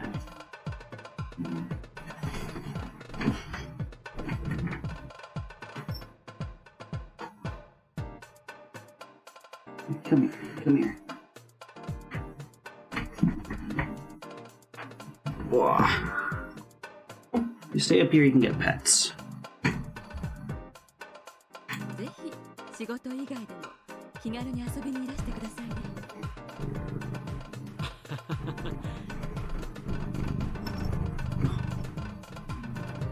Yes, hi, bud.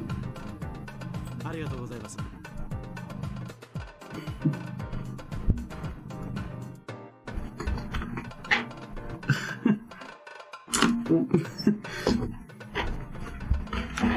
Well, you want to sit right there, okay.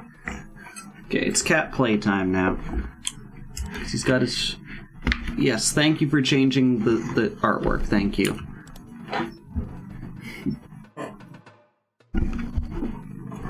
Oh, dang it, cat. Yes, hi. Hello. He's like moving the webcam with his tail. Hi, buddy. Oh.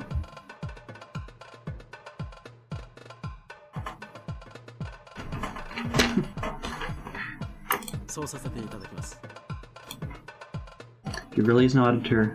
Maintain a good relationship with this man. We'll hold the key to all future adjustments of our funding as long as we continue drawing it from the SDF. よろしくお願いいたします。彼は不正規船部隊の一つ山犬の隊長です。南沢に常駐し、三佐を直接サポートします。Where do you want to go, bud? ボディーガードみたいなものと思っていいのかしら。要人護衛、機密保持が主な任務です。三佐の直接の手足となりますので、どうかこき使ってやってください。よろしくお願いします。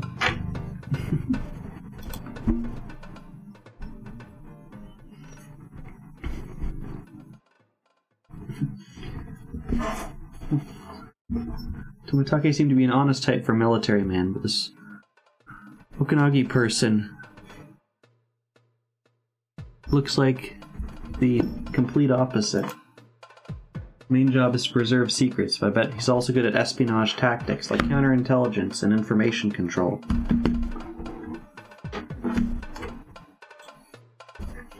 That would explain his demeanor. Since the SF is funding our research on Himizawa syndrome, of course this is considered a military operation. Therefore this research has to be done in secret. That's why a unit like this is necessary. But it's very reassuring to have someone capable of combat working under me. To maintain a good relationship with him, too. さあさあさあ、挨拶はこれくらいにして早く乾杯に移りましょう。さあさあ、富武君も足を崩して。今日は入江機関の前途を祝して無礼講で参りましょう。 This was supposed to celebrate the establishment of the Irie Institute. Irie himself isn't here.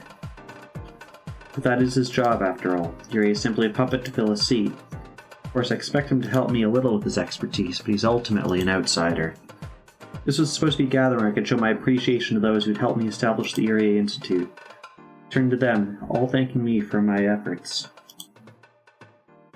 I'm always known to pour alcohol for others, but today people are pouring alcohol in my glass. That's, in Japanese culture, it's considered, like, you don't pour alcohol into your own glass, you pour for someone else. So, drinking's like a social thing. So, like, if, like, me and these guys were all having drinks, you would pour for the other people, and typically the youngest person, and probably also women because of sexism, would pour the drinks for the others, and then someone who's also around their age would pour for them. Or if you're just going out with a friend, you might, like, pour for each other. They all praise my hard work and my efforts. My research is now recognized by many institutions, and I'm ready to spread my wings open wide. All the people are expecting some returns once the research accomplishes something, or trying to curry favor with me. Right now, I'm just very grateful, regardless of their motives. Yeah, no problem.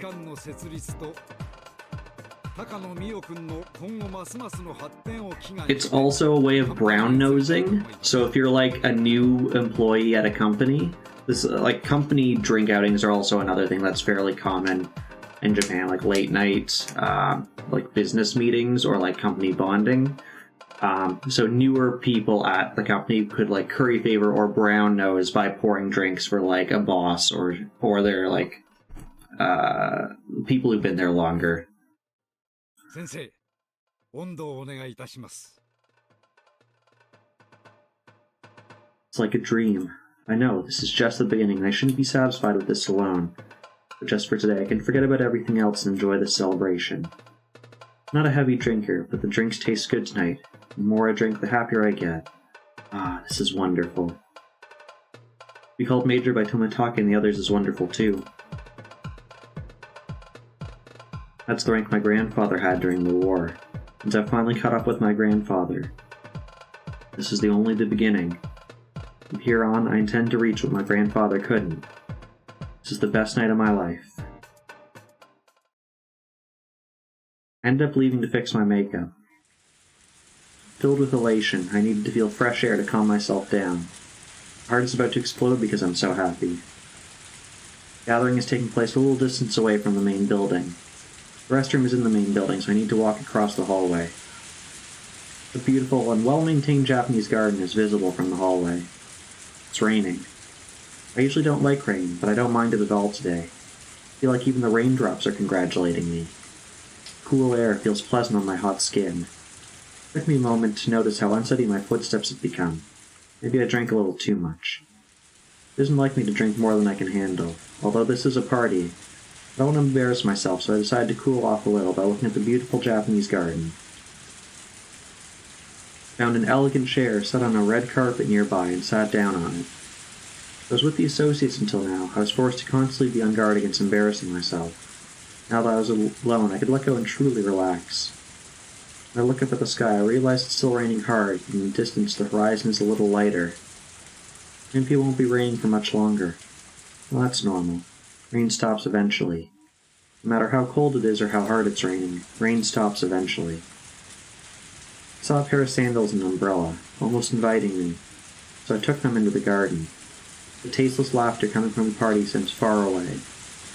I tilted the umbrella and looked up to the sky. I felt the raindrops hit my face, and gazed up at the sky for a while, forgetting all about my hair getting wet.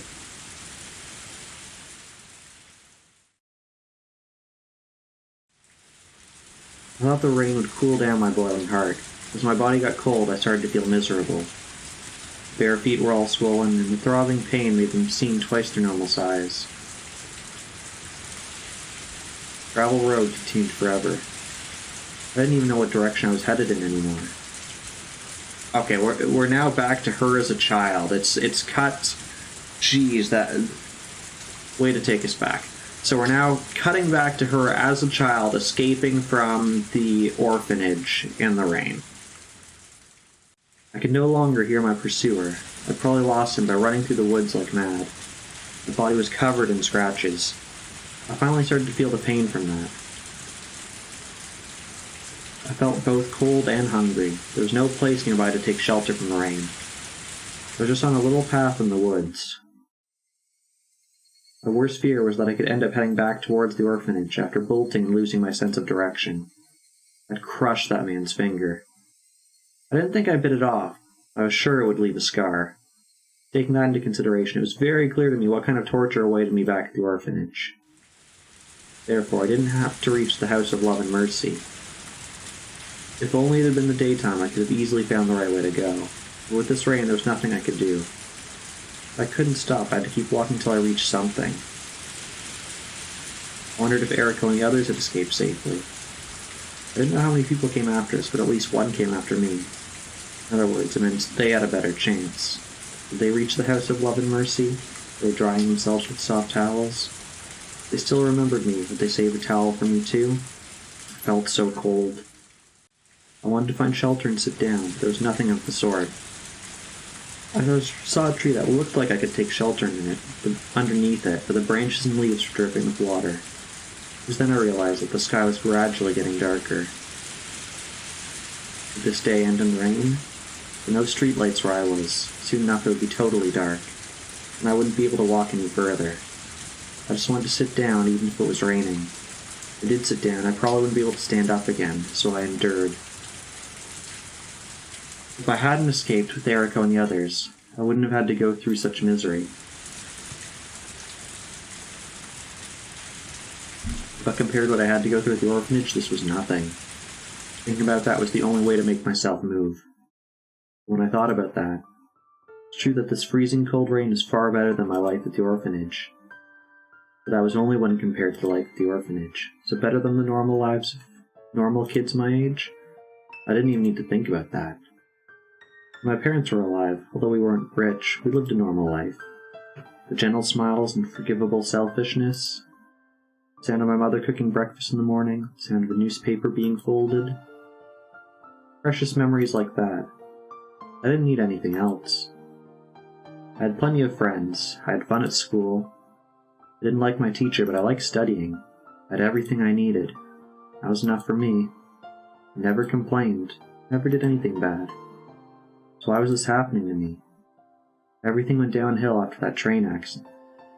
Okay, so here's the musical connection. So this song is played again, and they use it as an introduction to the character being like, why me? Why is this like bad thing happening to me? Like, I just wanted to be happy. Like, why did it turn out this way? Why am I so sad? I just wanted to be happy. And up until now, it had only been used for the main character kids in the series. But now, we're applying it to the villain. We're transferring that same feeling they've built up over the past 7 games, for all the characters we played as, to the villain. To make us feel that same feeling we had for them, to this villain.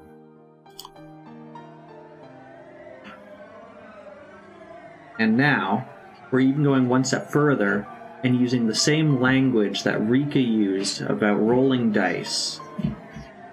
Cat, what are you doing? I see you. I see you down there. Are you trying to get up to the window? Do you want to look outside? Is that what you're doing?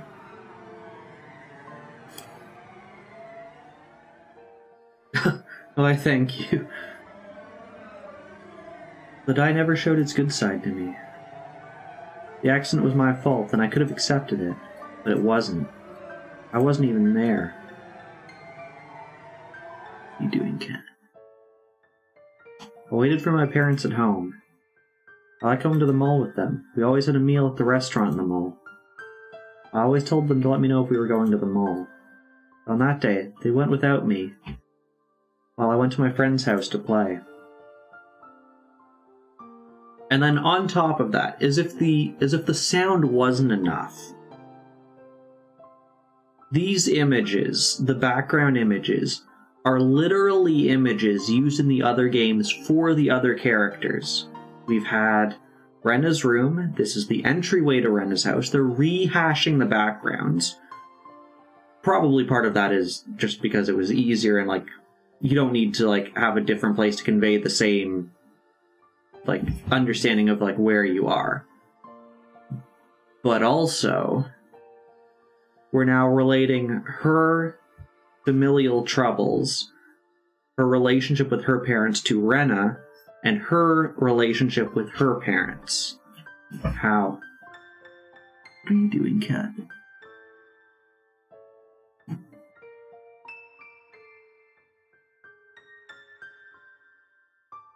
What have you hopped onto? Oh.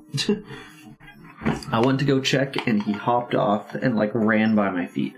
Hi, bud. You're free to climb on stuff. I'm just curious what you're doing.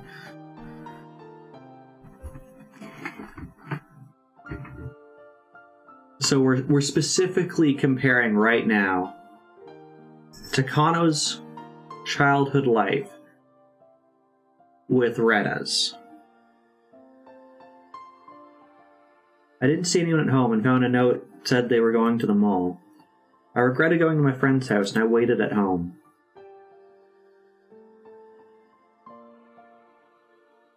This telephone has been used by multiple people. It's used by Sadako, it's used by Rika, it's used by Mion and Shion. 4 characters use this exact telephone. Actually, Keiichi might even as well. This may be used by literally every character. And again, we're drawing all of that and putting it on the villain. Cat, what do you want? Cat?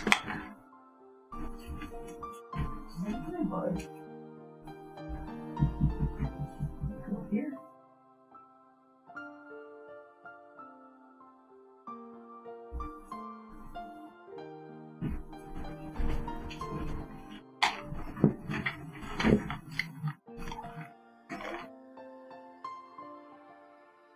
Are you gonna go? Okay. I was getting hungry and got angry with my parents for leaving me. Thought they were having dinner at the mall restaurant without me. If I hadn't gone to my friend's house, I'd be eating dinner at the restaurant too. I love the little flags that came with the kids' meals. Okay, so I was collecting those flags. Yes, I was. I was trying to collect 20 of them, thinking that once I collected 20, something wonderful would happen. But I couldn't collect 20 of them. I only needed one more. If I had one more, maybe the accident wouldn't have happened. Very sad memory of a flag from a kid's meal. I kept waiting for my parents to come home from the mall. I was hungry, so I started eating some dried fish. If I ate too much, my mother would find out, so I was careful not to gorge myself. Then the phone rang. So what she's talking about is, if you've ever been at like a restaurant, like I find Italian restaurants do this a lot, where they put like a little toothpick with like the little Italian flag on it on the top. So this is a restaurant that has those, but it has 20 different flags. And I think it's supposed to be 20 different countries, and she's collecting all of them. I assumed it was from my parents. I answered the phone in an angry manner. It wasn't them at all. It happened to the house. We had rented it, so maybe somebody else had moved in already. It happened to my room. About my desk and all the flags that were right in the middle drawer. If it wasn't my house anymore, where was I supposed to go? Even if it remained my house, my parents wouldn't be there to welcome me or protect me. Just because I didn't have my parents to protect me, the whole world became so cruel. How could anyone take me away from the house I used to live in just because my parents were gone? Why didn't they just leave me alone? They asked me many things. They tried to confirm many things. How could I have understood any of the forms they gave me? I was asked a yes or no question. I had no choice but to answer yes. Before I knew it, I ended up at the orphanage. It was beyond heartless. I didn't do anything wrong. I was just a little girl. I had to sign so many papers, but why this? The warm and gentle worlds ended suddenly without advance notice. I was thrown into the cruel, merciless world alone. Was this the real world? Did I have any allies at all? It's because my parents died and I didn't have any relatives. The world had become so sad. When is the die going to come up with a 6 instead of a 1 to make up for this continuous series of the latter?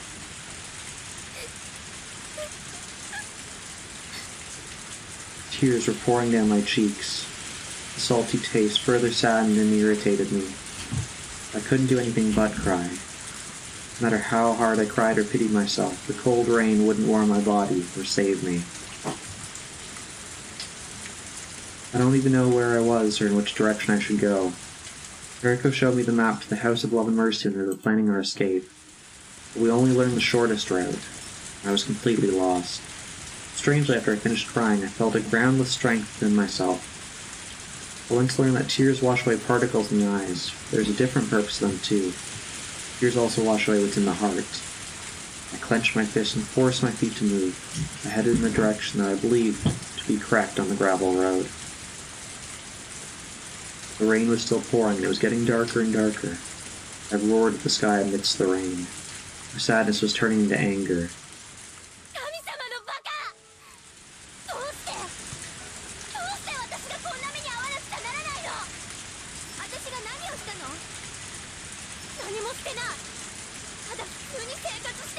Oh, and on top of just those images of the phone and Rena's house, the, forest that she's running through as a child is literally the same forest background they use in Hinamizawa.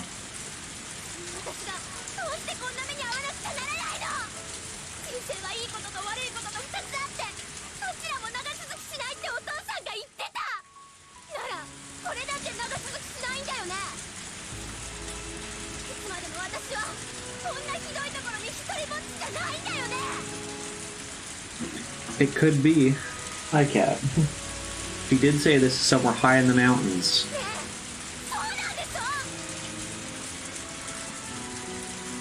As I looked up, I felt the raindrops hit my face. There is no God. I knew that in my heart. Such disbelief wouldn't save me. I believed he was there. I should have been saved. No, I needed him to be there. Is he going to answer me? Just like lightning bolt comes down. I heard thunder, then I realized he was there. He was there and he was listening to me. His eyes, everyone was supposed to be equal. He was listening to me.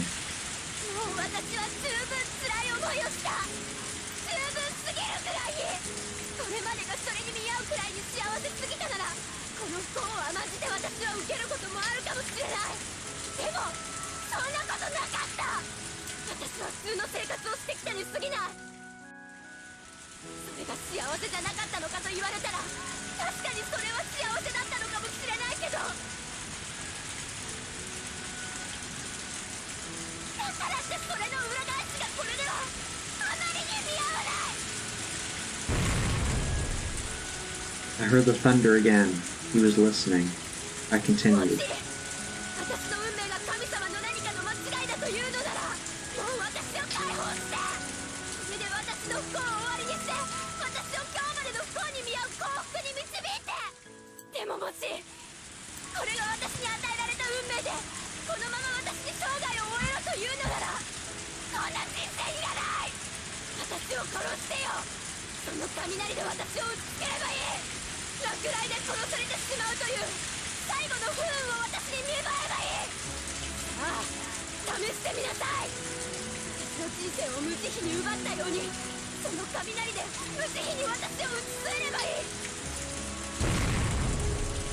I heard thunder again. It was loud enough to make me shiver. Normally I would just hide in the house and wait until the thunder went away. But on that day I wasn't afraid. This zoom did not age well.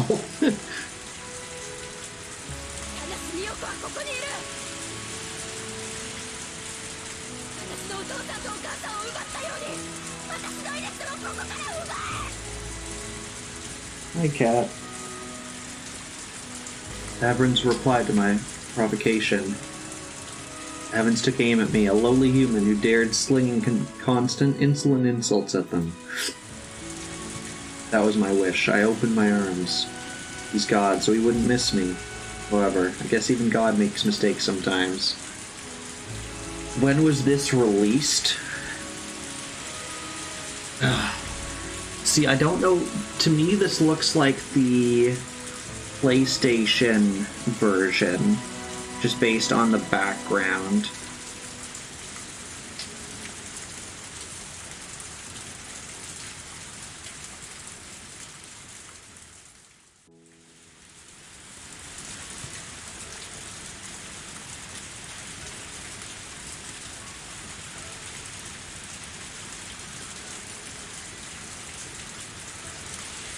I know they re-released it. When was the original?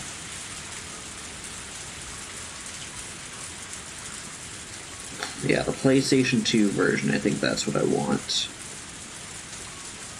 So the original game was released in Japan in 2002. And that was, of course, the first game of the series. The original version of this game was released in 2006.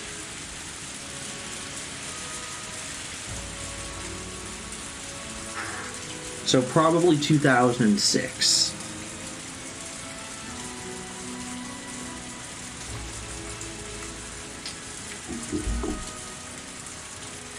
Although he's supposed to be fair, he's been unfair with me. Oh gosh. It just keeps zooming in more and more.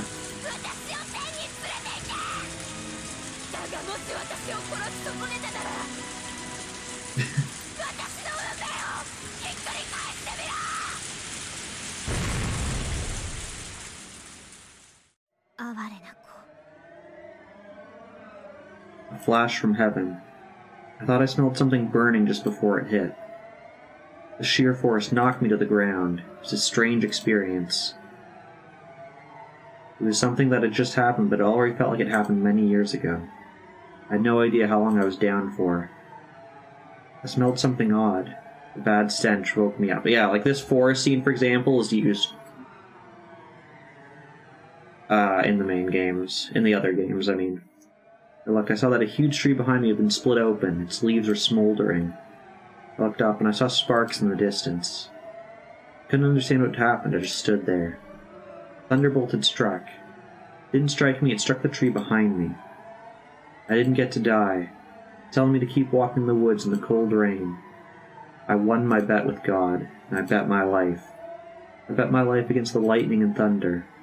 It could have killed me instantly, but he missed. So he had to fix my life. I looked up at the sky, laughing and bragging that I was still alive. I heard thunder again. It was acknowledging its loss. Come on, God, save me. I won the bet, so save me from this misery. And here is her character art for the first time. There was no original art. And yeah, the console version, which I believe is the 2006 version, is still used here. I stood there. I waited for God to do something while the rain poured down on me. But he didn't answer me again. I couldn't hear the thunder anymore. And I felt the warm tears pour down my cheeks. What was I thinking? There was a God in heaven, he wouldn't let anything like this happen to me. A miserable life was the proof of God's non-existence. The darkness was about to swallow me utterly. I have to sleep out there? God must have wanted me to die slowly in the cold rain, so granting me an instant death by lightning. I wish the sun would go away. The sun would never rise. I wish that as the woods had grown completely dark, my existence would be hidden by that darkness. I wish that I could just disappear. Had it been an eternity, or was it a matter of seconds? I couldn't even tell time in such darkness. It was then that I saw something. It was a light. And it was only because the woods were so dark. Was it really there? Been there this whole time? I felt like the light was inviting me towards it. It was a fluorescent light. I didn't normally like fluorescent lights because I always thought they looked cold. I didn't feel coldness from that white light. I made myself believe that light was a guide sent by God. I had to believe, otherwise I wouldn't be saved. The light reflected in the puddle. It wasn't a muddy puddle, it was a puddle on asphalt. I made it out of the woods. It was on a paved road. The light was a street light. Being on a paved road didn't really resolve anything, just a country road. It's a road that went through the woods, so there are no houses or shops, not a single car going by. If there weren't too many street lights on the road, it was still very dark. My feet touched the asphalt. It felt so different from the gravel I'd been walking on earlier. It felt almost merciful. My feet had grown used to walking on gravel. After feeling the softness of asphalt, I never wanted to go back to the former again. I could only choose between heading left or heading right. I was grateful to God for leading me to this asphalt road, but I wished He had given me a little more guidance. Such a little bit of luck could make up for all the unhappiness I'd gone through. And that was when I sensed His guidance. I saw another light in the distance. It was only on the right side. I headed towards it. And when I got there, I understood what it was. I was amazed to find it here, a telephone booth. Who would actually make a call in the middle of nowhere? A telephone booth in the countryside was rather unusual. There were plenty of red public phones all over, but I'd always thought telephone booths only existed in big cities. It almost looks as though the telephone booth had been put there as punishment for doing something bad. I thought that. I felt bad for the lonely telephone booth. It reminded me of myself. Even if I went inside the telephone booth, what could I even do there anyway? I already knew the answer to that question, but no matter what, I just had to get in there. But I think that's where we're going to call it for tonight.